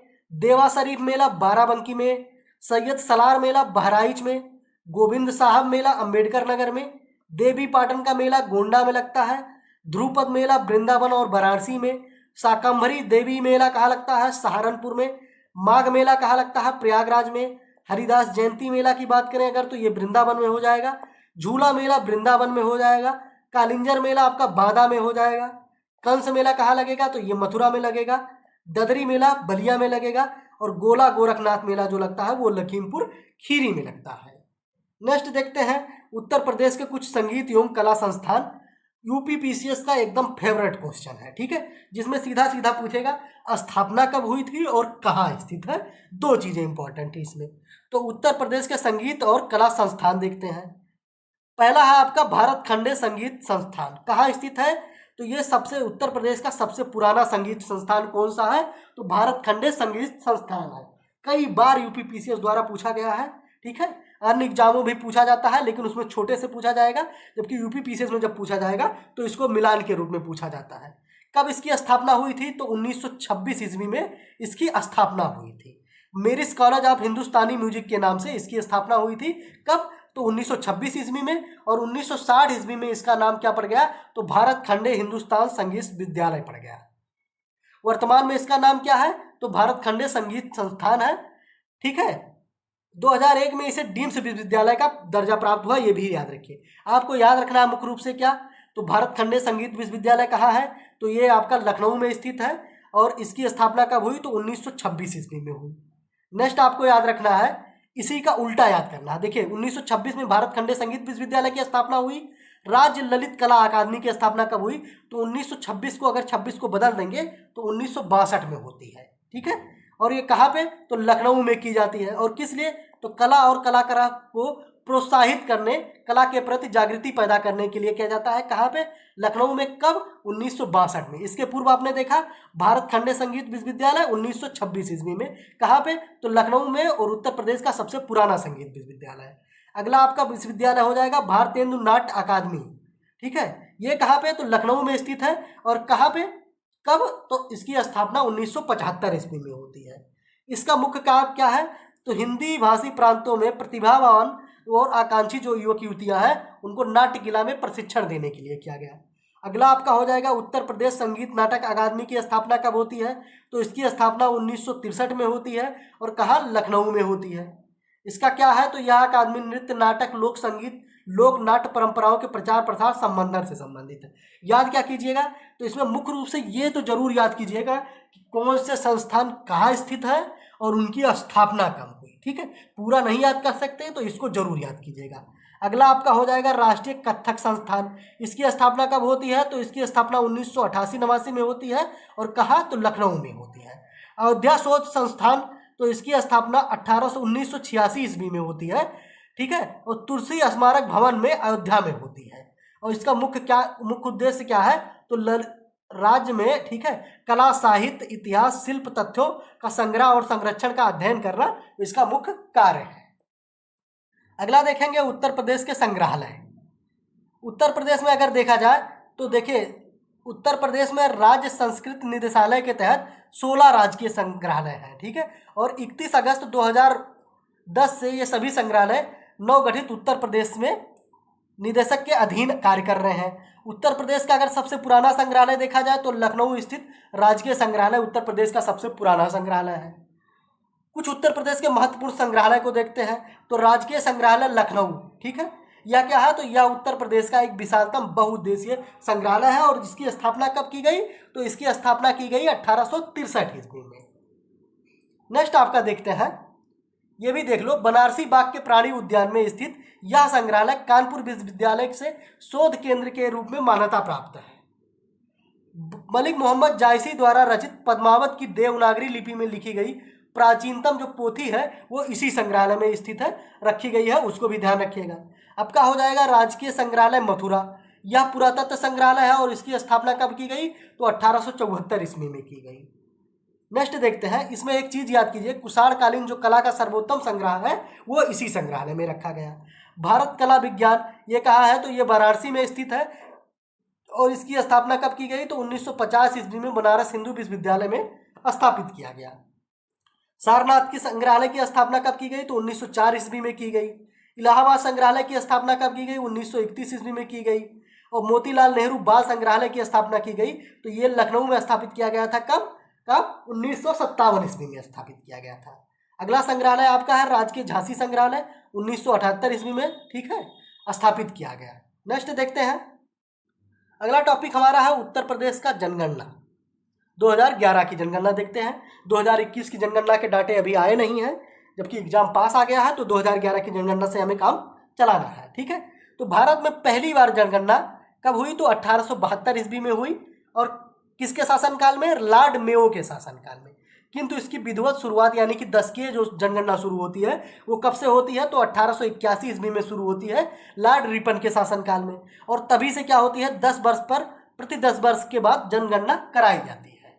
2011 की जनगणना अगर देखा जाए रिपोर्ट के अनुसार तो उत्तर प्रदेश की जनसंख्या कितनी है, तो 19,98,12,341 ये उत्तर प्रदेश की जनसंख्या है। यानी कि मोटा मोटा 20 करोड़ मान सकते हैं, किंतु इसको एक बार पढ़े रहिएगा क्योंकि डायरेक्ट यही पूछ सकता है। देश की अगर कुल जनसंख्या में उत्तर प्रदेश की जनसंख्या का प्रतिशत देखा जाए तो वो आपका 16.5% जो जनसंख्या है देश की वो उत्तर प्रदेश में निवास करती है। 2001 में यह कितना था, तो 2001 में 16.16% था। वर्तमान में कितना हो गया 2011 की जनगणना के अनुसार, तो 16.51% हो गया। राज्य की कुल जनसंख्या में अगर पुरुषों की बात करें तो 52.69% पुरुष हैं और महिलाएं कितनी हैं, तो 47.71% है। विश्व स्तर पर जनसंख्या के मामले में उत्तर प्रदेश की अगर बात किया जाए तो चीन, भारत, संयुक्त राज्य अमेरिका और इंडोनेशिया, ठीक है, ये 4 देश को छोड़ दिया जाए और उत्तर प्रदेश की टोटल जनसंख्या को अगर गिना जाए तो अगर देशों की दृष्टि से देखा जाए तो 5वां देश के रूप में उत्तर प्रदेश का नाम आएगा, ठीक है, 5वें स्थान पे आएगा। अगर देश की बात करेंगे तब उत्तर प्रदेश में इतनी पॉपुलेशन है, इस चीज को समझ लीजिए। राज्य में देखते हैं सर्वप्रथम सर्वाधिक आबादी वाले कौन कौन से जिले हैं, घटते क्रम में देखेंगे तो उत्तर प्रदेश में सर्वाधिक जनसंख्या प्रयागराज में, उसके बाद मुरादाबाद, उसके बाद गाजियाबाद, उसके बाद आजमगढ़ और उसके बाद लखनऊ। ये सर्वाधिक जनसंख्या वाले उत्तर प्रदेश के जिले हैं। पहला कौन, प्रयागराज, दूसरा मुरादाबाद, तीसरा गाजियाबाद। सेकंड देखेंगे राज्य में न्यूनतम आबादी वाले 5 जिले कौन से हैं, तो सबसे कम जनसंख्या महोबा में, उसके बाद चित्रकूट में, उसके बाद हमीरपुर में, उसके बाद श्रावस्ती में और उसके बाद ललितपुर में, ठीक है। सबसे कम कहा महोबा में, उसके बाद फिर बढ़ते जाएंगे चित्रकूट, हमीरपुर, श्रावस्ती और ललित। अगला देखते हैं जनसंख्या घनत्व। तो उत्तर प्रदेश की जनसंख्या घनत्व की अगर बात की जाए तो राज्य का औसत जनसंख्या घनत्व कितना है, 829 व्यक्ति प्रति वर्ग किलोमीटर में उत्तर प्रदेश में निवास करते हैं। ये राष्ट्रीय औसत से कितना है, तो राष्ट्रीय औसत यानी कि भारत का जो जनसंख्या घनत्व है वो 382 है और उससे कितना अधिक है, तो 447 अधिक है उत्तर प्रदेश की जनसंख्या घनत्व। अगला देखेंगे उत्तर प्रदेश में 2001 में कितना जनसंख्या घनत्व था, तो ये 690 था। अर्थात जनसंख्या घनत्व में 2001 से 2011 के दौरान कितने की वृद्धि हुई, तो 139 व्यक्ति प्रति वर्ग किलोमीटर की वृद्धि होती है उत्तर प्रदेश की जनसंख्या घनत्व में। राज्य में सर्वाधिक जनसंख्या घनत्व वाले जिले अगर देखा जाए तो वो सर्वाधिक जनसंख्या घनत्व गाजियाबाद, उसके बाद वाराणसी, तीसरे नंबर पे आप लखनऊ देखेंगे। न्यूनतम जनसंख्या घनत्व वाले अगर जिले देखा जाए तो वो आपका ललितपुर हो जाएगा, सेकंड पे सोनभद्र हो जाएगा, थर्ड पे आपका हमीरपुर हो जाएगा। स्वतंत्रता के बाद राज्य में जनसंख्या में सर्वाधिक अगर देखा जाए ठीक है। जनसंख्या घनत्व में सर्वाधिक वृद्धि कब होती है? तो 1981 से 91 के दौरान वृद्धि होती है। और कितने की? तो 171 की वृद्धि होती है। और सबसे कम वृद्धि कब होती है? तो 1951 से 61 के दौरान सबसे कम वृद्धि होती है। उत्तर प्रदेश की जनसंख्या में दशकीय वृद्धि को अगर देखा जाए तो 2001 से 2011 की दौरान राज्य की जनसंख्या में दशकीय वृद्धि कितना था? तो 20.23% ये था दशकीय वृद्धि। भारत में कितना दशकीय वृद्धि है? तो भारत की दशकीय वृद्धि जो है वो 17.7% है। उत्तर प्रदेश में दशकीय वृद्धि में वृद्धि दर 19.31%, ठीक है, ये पुरुषों का है। और महिलाओं का कितना है? तो महिलाओं का 21.23% है। यानी कि दशकीय वृद्धि में पुरुषों की अपेक्षा महिलाओं की दशकीय वृद्धि अधिक रही है। 2001 से 2011 के दौरान प्रदेश में दशकीय वृद्धि में राष्ट्रीय औसत दशकीय वृद्धि की दर से अधिक गिरावट आई है। स्वतंत्रता के बाद सर्वाधिक दशकीय वृद्धि कब से कब रहा? तो 1901 से 1991 से 2001 के दौरान, ठीक है। और सबसे कम दशकीय वृद्धि 1951 से 1961 के दौरान रहा। दशकीय जनसंख्या वृद्धि की दर की दृष्टि से देखा जाए तो उत्तर प्रदेश का कौन सा स्थान है? तो ये उत्तर प्रदेश का 15वें स्थान में आता है।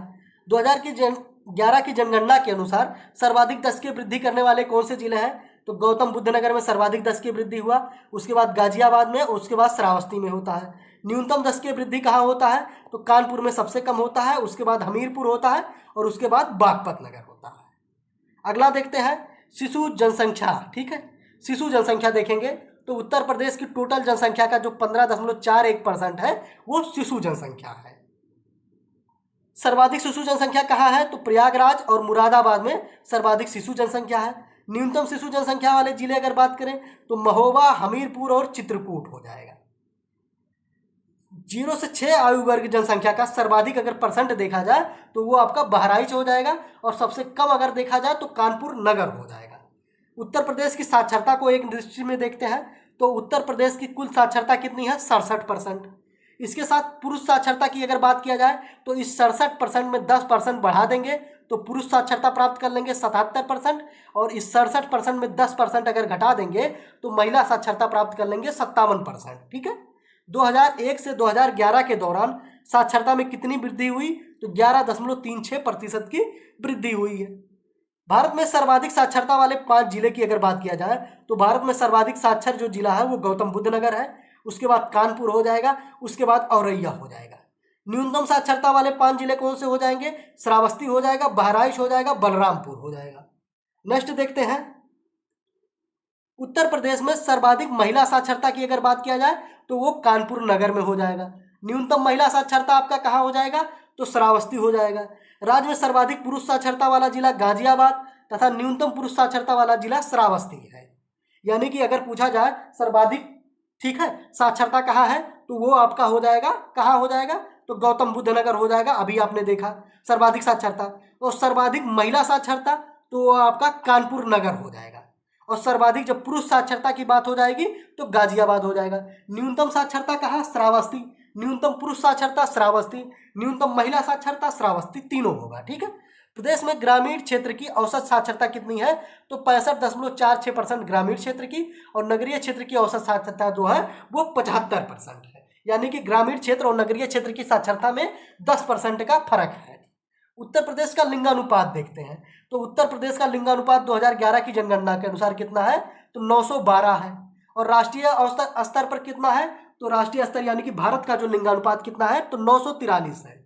उत्तर प्रदेश के लिंगानुपात और राष्ट्रीय औसत पर लिंगानुपात में कितने का फर्क है?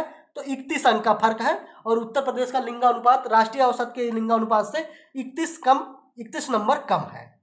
नेक्स्ट देखते हैं 2011 के 889 की तुलना में 2001 के 889 की तुलना में 2011 में प्रदेश के लिंगानुपात में कितने की सुधार हुई? तो 14 की सुधार हुई है, 14 अंक की सुधार होती है। राज्य में शीर्ष लिंगानुपात वाले जिले कौन से हैं? तो जौनपुर, आजमगढ़ और देवरिया ये है शीर्ष लिंगानुपात वाले जिले। राज्य में न्यूनतम लिंगानुपात वाले जिले कौन से हो जाएंगे? तो वो आपका गौतम बुद्ध नगर, बागपत, हमीरपुर और कानपुर नगर हो जाएगा। यहाँ का लिंगानुपात क्या है? न्यूनतम है। सर्वाधिक आपने देखा तो जौनपुर और आजमगढ़ देखा। सर्वाधिक शिशु लिंगानुपात कहाँ है? तो बलरामपुर और जो संत कबीर नगर है यहाँ पे सर्वाधिक शिशु लिंगानुपात पाया जाता है। शिशु को ही बालक कहते हैं तो बाल से बलरामपुर हो जाएगा। ठीक है, तो बरावर्ती बलरामपुर और संत कबीर नगर सर्वाधिक शिशु लिंगानुपात पाया जाता है। और जबकि न्यूनतम शिशु लिंगानुपात की अगर बात करें तो वो आपका बागपत हो जाएगा, गौतम बुद्ध नगर हो जाएगा और गाजियाबाद हो जाएगा। अब थोड़ा सा अनुसूचित जनजातियों या अनुसूचित जातियों के बारे में थोड़ा सा जनगणना की दृष्टि से देख लेते हैं। तो अनुसूचित जातियों का प्रतिशत जो प्रदेश की कुल जनसंख्या में कितना है, तो वो हो जाएगा 20.69% है। जबकि संपूर्ण देश की कुल जनसंख्या में अनुसूचित जातियों का परसेंट कितना है, तो 16.6% है। देश में सर्वाधिक अनुसूचित जाति जनसंख्या वाला राज्य कौन है, तो उत्तर प्रदेश में सर्वाधिक अनुसूचित जाति निवास करती है। जबकि सर्वाधिक प्रतिशत के हिसाब से देखा जाए, सर्वाधिक अनुसूचित जनजाति कहाँ निवास करती है, तो परसेंट के हिसाब से पंजाब हो जाएगा और जनसंख्या के हिसाब से उत्तर प्रदेश हो जाएगा। राज्य में सर्वाधिक अनुसूचित जातियों वाले 5 जिले कौन से हैं, तो सर्वाधिक अनुसूचित जाति यानी कि एससी सीतापुर में, उसके बाद प्रयागराज में, उसके बाद हरदोई में रहते हैं। और न्यूनतम एससी जनसंख्या कहाँ रहते हैं, तो वो आपका बागपत, श्रावस्ती और गौतम बुद्ध नगर में रहते हैं। अगला टॉपिक कौन सा है देखते हैं। प्रदेश में सर्वाधिक अनुसूचित जाति जनसंख्या जो है वो कौन से जिले हो जाएंगे, 5 जिले, तो वो आपका अनुसूचित जाति जनसंख्या कौशाम्बी हो जाएगा, सीतापुर हो जाएगा और हरदोई हो जाएगा। नेक्स्ट आपका देखेंगे, प्रतिशत की बात हो रही है यहाँ, जनसंख्या की बात नहीं हो रही है। तो प्रतिशत की दृष्टि से सर्वाधिक अनुसूचित जाति जनसंख्या कहाँ है, तो वो आपका कौशाम्बी हो जाएगा, उसके बाद सीतापुर हो जाएगा। और प्रतिशत की दृष्टि से न्यूनतम अनुसूचित जाति जनसंख्या कहाँ हो जाएगा, तो बागपत, बरेली और बलरामपुर में हो जाएगा। अनुसूचित जनजातियों को थोड़ा सा देखते हैं। उत्तर प्रदेश में अनुसूचित जनजातियों की कुल जनसंख्या कितनी है, तो 11,34,273 है, जो उत्तर प्रदेश की टोटल जनसंख्या का कितना परसेंट है, तो 0.6% है। भारत में कुल जनसंख्या में अनुसूचित जनजातियों का प्रतिशत कितना है, तो 8.6 है। उत्तर प्रदेश के सबसे अधिक अनुसूचित जाति जनसंख्या वाला जिला कौन है, तो ये आपका सोनभद्र, बलिया और देवरिया हो जाएगा। न्यूनतम अनुसूचित जाति जनसंख्या वाले जिले कौन हो जाएंगे, तो बागपत, कन्नौज और बदायूं हो जाएगा। प्रतिशत की अगर दृष्टि से देखा जाए तो सर्वाधिक जनसंख्या अनुसूचित जाति जनसंख्या प्रतिशत की दृष्टि से देखा जाए तो कौन हो जाएगा, तो सोनभद्र, ललितपुर और देवरिया हो जाएगा। और प्रतिशत की दृष्टि से न्यूनतम जनसंख्या अनुसूचित जनजाति जनसंख्या निवास करती है कहाँ पे, तो बागपत, कन्नौज और बदायूं में। उत्तर प्रदेश के अनुसूचित जनजातियों में लिंगानुपात कितना है, तो उत्तर प्रदेश में अनुसूचित जनजातियों का लिंगानुपात 951 है, जबकि 2001 में ये कितना था, तो 934 था। यानी कि उत्तर प्रदेश में अनुसूचित जनजातियों के लिंगानुपात में वृद्धि हुई है। उत्तर प्रदेश की थोड़ी सी श्रम जनगणना को देख लेते हैं। तो भारत में सर्वाधिक श्रम आबादी परसेंट के हिसाब से देखा जाए तो वो महाराष्ट्र में पाए जाते हैं, उसके बाद आंध्र प्रदेश में पाए जाते हैं। राज्य में सर्वाधिक श्रम आबादी कहाँ पाया जाता है, उत्तर प्रदेश में अगर देखा जाए तो मेरठ और आगरा में सर्वाधिक श्रम आबादी पाया जाता है। ठीक है, अगला देखते हैं। राज्य में कुल जनसंख्या की स्लम आबादी की अगर देखा जाए तो 9.5% जो आबादी है वो स्लम आबादी है। अगला देखते हैं, धर्म आधारित जनगणना थोड़ा सा देख लेते हैं। राज्य में सर्वाधिक हिंदू धर्म तथा सबसे कम जनसंख्या बौद्ध धर्म की है। धार्मिक जनसंख्या घटते क्रम में थोड़ा सा देखते हैं तो सबसे ज़्यादा हिंदू हो जाएगा, उसके बाद मुस्लिम होगा, उसके बाद सिख होगा, उसके बाद ईसाई होगा। याद करने का ट्रिक हो जाएगा हिंदू, मुस्लिम, सिख, ईसाई, ये चारों याद कर लो। और सबसे कम हो जाएगा आपका बौद्ध। सर्वाधिक साक्षरता दर जो है वो किस में है, तो जैन धर्म में सर्वाधिक साक्षरता दर है। और सबसे कम साक्षरता दर किस में है, तो वो मुस्लिम धर्म में है। सर्वाधिक लिंगानुपात किस धर्म में है, तो ईसाई धर्म में है। और सबसे कम लिंगानुपात सिख धर्म में है। अगला टॉपिक हमारा है उत्तर प्रदेश के कृषि एवं सिंचाई। उत्तर प्रदेश में कृषि की दृष्टि से एक संपन्न प्रदेश है और उत्तर प्रदेश की अर्थव्यवस्था का कृषि जो है उसका महत्वपूर्ण योगदान है। प्रदेश की कुल कार्यशील अगर जनसंख्या में देखा जाए तो 29% लोग और कृषि श्रमिक जो है वो 30% लोग हैं। उत्तर प्रदेश में लगभग 74% सीमांत कृषि, 16% जो है वो लघु कृषक है और 10% बड़े कृषक के रूप में है। उत्तर प्रदेश की कृषि जलवायु प्रदेश देखते हैं तो उत्तर प्रदेश को कुल 9 कृषि जलवायु प्रदेश में विभाजित किया गया है। इसको आप ध्यान रखिए, बहुत ही इंपॉर्टेंट है। कौन कौन से जलवायु प्रदेश हैं उत्तर प्रदेश के 9, तो भावर एवं तराई जलवायु प्रदेश, पश्चिमी मैदान, मध्य पश्चिमी मैदान, दक्षिणी पश्चिमी समशुष्क मैदान, मध्य मैदान, बुंदेलखंड मैदान, उत्तर पूर्वी मैदान, पूर्वी मैदान और बिंदु मैदान। ये उत्तर प्रदेश के 9 कृषि जलवायु प्रदेश हैं। उत्तर प्रदेश को थोड़ा सा फसल उत्पादन की दृष्टि से देखते हैं तो फसल उत्पादन की दृष्टि से उत्तर प्रदेश में मुख्यतः 3 फसलें होती हैं, खरीफ की फसल, रबी की फसल और जायद की फसल। खरीफ की फसल की बात की जाए तो भारत के दक्षिण पश्चिम मानसून में जून जुलाई में, ठीक है, यह फसल उगाई जाती है और अक्टूबर नवंबर में काट ली जाती है। और खरीफ की फसलें मुख्य कौन सी है? तो चावल, ज्वार, बाजरा, मक्का, तिलहन, तिल और मूंगफली, सोयाबीन, ये है खरीफ की फसलें। रबी की फसलें की बात की जाए तो इसकी बुआई कब होती है? तो अक्टूबर नवंबर माह में बुआई होती है और मार्च अप्रैल माह में काट ली जाती है। और देखिए इसकी जो फसलें अगर देखा जाए तो गेहूं, जौ, चना, मटर, ठीक है, सरसों, मसूर, आलू, ये रबी की फसलें हो जाएगी। जायद की फसलों की कब उगाई होती है? तो मार्च अप्रैल में बुआई होती है, जून जुलाई में कटाई इसकी होती है। और इसमें कौन कौन सी फसलें आती हैं? तो तरबूज, खरबूज, खीरा, करेला, ककड़ी और अन्य सब्जियां जो है ये जायद की फसल के अंतर्गत आती हैं। उत्तर प्रदेश की कुछ मुख्य फसलें देखते हैं। तो गेहूं जो है उत्तर प्रदेश के टोटल जो उत्तर प्रदेश की भूमि है उस पर 24% भाग पर गेहूं की खेती की जाती है। सर्वाधिक उत्पादकता मांग जो है वो गंगा घाघरा दोआब क्षेत्र में है। गोरखपुर प्रदेश का सर्वाधिक गेहूं उत्पादक जिला है। ठीक है। चावल की अगर बात करें तो चावल उत्तर प्रदेश में देखिए, उत्तर प्रदेश की जो टोटल कृषि योग्य भूमि है उसमें 18% भाग पर चावल की खेती की जाती है। और चावल की खेती के अगर जिले देखा जाए तो महाराजगंज, सिद्धार्थनगर, कुशीनगर, देवरिया, गोरखपुर, बस्ती, यानी कि तराई क्षेत्र का जितना जिला है उसमें चावल की खेती की जाती है। नेक्स्ट देखते हैं, अगला हो जाएगा जौ। जौ की खेती उत्तर प्रदेश में शुष्क और काप मिट्टी क्षेत्र में की जाती है। नेक्स्ट है आपका अफीम, जो इंपॉर्टेंट है। तो उत्तर प्रदेश में अफीम की सर्वाधिक उत्पादन कहाँ की जाती है? तो बाराबंकी में। इसके अतिरिक्त अफीम की उत्पादन कहाँ की जाती है? तो गाजीपुर में की जाती है। गाजीपुर राज्य में एकमात्र अफीम फैक्ट्री स्थित है उत्तर प्रदेश के, ये भी आप ध्यान रखिए। नेक्स्ट टॉपिक हमारा देखते हैं, उत्तर प्रदेश में कृषि कार्यक्रम कुछ है उसको थोड़ा सा देख लेते हैं। तकनीकी एवं प्रबंधन प्राधिकरण, तो अगला देखते हैं इसमें, उत्तर प्रदेश में कृषि तकनीकी एवं प्रबंधन प्राधिकरण की स्थापना कब की जाती है? तो ये 24 जनवरी 2006 को की जाती है। नवीन कृषि नीति की अगर बात करें उत्तर प्रदेश में तो 2013 में लाई गई। कृषकों की स्थिति सुधारने के लिए कृषि नीति को राज्य मंत्रिमंडल द्वारा 28 फरवरी 2013 को मंजूरी दी जाती है। और इसके कुछ मुख्य बिंदु हैं, ठीक है, जैसे इसमें बहुत ज़्यादा इंपॉर्टेंट नहीं है, कुछ चीज़ें देख लेते हैं इसमें। जो सुधार का जो 5.5% वृद्धि दर की, ठीक है, लक्ष्य रखा गया था कृषि क्षेत्र में। जनता को खाद्य और पोषण सुरक्षा प्रदान करने का लक्ष्य था। बागवानी प्रोत्साहन, फलोदार प्रबंधन और खाद्य प्रसंस्करण की सुविधा का विकास करने का लक्ष्य था, ठीक है। और किसान हितैषी विपणन व्यवस्था, ठीक है, इसकी व्यवस्था करने का लक्ष्य था। तो ये सारे इससे नवीन कृषि जो नीति थी 2013 की उसके थे। राज्य में दुग्ध उत्पादन की दृष्टि से थोड़ा सा देख लेते हैं। तो दुग्ध उत्पादन में उत्तर प्रदेश का पूरे देश में प्रथम स्थान है। और यहाँ पे औसत दुग्ध उपभोक्ता कितनी है? तो 312 ग्राम प्रति व्यक्ति है। उत्तर प्रदेश में दुग्ध परिषद की स्थापना कब की गई? तो 1976 ईस्वी में की गई, ठीक है। और दुग्ध से संबंधित कुछ योजनाएं हैं, महिला डेयरी योजना, गोकुल पुरस्कार योजना, राष्ट्रीय कृषि विकास योजना के अंतर्गत दुग्धशालाओं का सुदृढ़ीकरण करना। तो ये था दुग्ध उत्पादन से संबंधित कुछ महत्वपूर्ण योजनाएं। नेक्स्ट देखते हैं, उत्तर प्रदेश की थोड़ी सी सिंचाई देखेंगे, इरिगेशन। उत्तर प्रदेश में मानसून की अनियमितता तथा कई क्षेत्रों में वर्षा की कम मात्रा में उपलब्धता के कारण कृषि के लिए सिंचाई का उपयोग काफ़ी मात्रा में विभिन्न साधनों द्वारा किया जाता है। अगर उत्तर प्रदेश में सिंचाई उपलब्धता का साधन देखा जाए तो उत्तर प्रदेश में सर्वाधिक सिंचाई किससे होती है? नलकूपों द्वारा होती है। उत्तर प्रदेश की टोटल जो सिंचाई होती है उसका 71.2% किससे सिंचाई होती है? नलकूपों से होती है।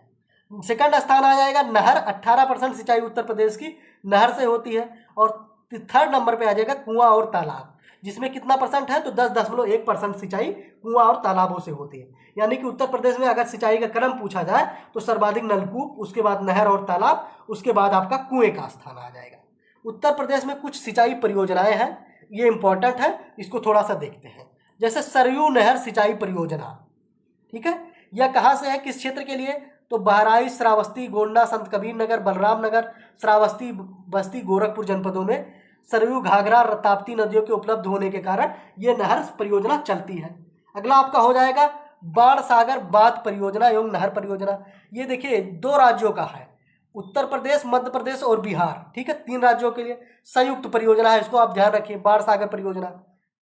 और कहाँ है? तो ये मध्य प्रदेश के शहडोल में सोन नदी के बांध पे बनाया गया है। नेक्स्ट आपका हो जाएगा पूर्वी यमुना नहर। ये राज्य की सबसे पुरानी नहर है, बहुत इंपॉर्टेंट है, ध्यान रखिए, सबसे पुरानी नहर। और इसका निर्माण कब किया गया? तो 1930-31 ईस्वी में इसका निर्माण किया गया है। और ये नहर सहारनपुर में फैजाबाद नामक स्थान पर यमुना नदी से, ठीक है, निकाली गई है। नेक्स्ट आपका हो जाएगा ऊपरी गंगा नहर। इसका निर्माण कब किया गया? तो 40 से 54 ईस्वी के मध्य किया गया। 1840 से 1854 ईस्वी के मध्य किया गया। और यह नहर हरिद्वार के समीप, ठीक है, दाहिने किनारे से निकाला जाता है। अगला आपका हो जाएगा राजघाट बांध या राजघाट नहर परियोजना। ये कहाँ स्थित है? तो ललितपुर जनपद में बेतवा नदी के तट पे राजघाट बांध का निर्माण किया गया है। नेक्स्ट देखते हैं मध्य गंगा नहर परियोजना। ठीक है, मध्य गंगा नहर परियोजना का निर्माण किया गया तो कहाँ पे? तो गाजियाबाद, बुलंदशहर इससे लाभान्वित जिले हैं। और इसका निर्माण कब किया गया? तो मध्य गंगा नहर परियोजना का निर्माण 1978-79 ईस्वी में किया गया है। नेक्स्ट देखेंगे अगर इंपॉर्टेंट की दृष्टि से, तो निचली गंगा नहर है। 1878 ईस्वी में निर्मित यह नहर, ठीक है, नरोरा यानी कि बुलंदशहर में स्थित है। अगला आपका शारदा नहर बहुत ही इंपॉर्टेंट है। यह प्रदेश की सबसे बड़ी नहर प्रणाली है। ठीक है, यह नेपाल की सीमा पर स्थित पीलीभीत नामक स्थान पे शारदा यानी कि काली नदी से निकलती है। नेक्स्ट देखेंगे आपका इसमें, ये सारे इसमें हो गया। ठीक है, बाकी आपको देखना नहीं है। मुख्य रूप से क्या देखिएगा? शारदा नहर देखिएगा जो बहुत मोस्ट इंपॉर्टेंट है। निचली गंगा नहर देखिएगा और इसमें राजघाट या राजघाटा नहर देखिएगा। इसके बाद देखिएगा अगर इसमें मुख्य रूप से बाणसागर नहर और सरयू यमुना नहर। ठीक है, इसमें से एक आपने देखा पूर्वी यमुना नहर जो है ये सबसे पुरानी है। और सबसे बड़ी जो नहर परियोजना आपने देखा वो आपने देखा शारदा नहर परियोजना सबसे बड़ी है। और ये कहाँ से निकलती है? तो नेपाल की सीमा पर स्थित पीलीभीत नामक स्थान पर निकलती है। और किस नदी से? तो ये आपका शारदा यानी कि जिसका अन्य नाम काली नदी है वहां से निकलती है। अगला आपका महत्वपूर्ण नहर है गंडक नहर। यह कहाँ है? तो उत्तर प्रदेश और बिहार की संयुक्त नहर प्रणाली है। ठीक है, और यह नेपाल के गंडक नदी पर एक बांध बना के निकाली गई है। ठीक है, नेक्स्ट आपका हो जाएगा बेतवा नहर। यह बेतवा नदी पर झांसी का परीछा नामक स्थान से निकलती है। परीछा नामक स्थान ध्यान रखिएगा। केन नहर है तो केन नहर उत्तर प्रदेश मध्य प्रदेश की संयुक्त परियोजना है। और केन कहाँ है? तो केन नहर मध्य प्रदेश के पन्ना नामक स्थान से निकलती है।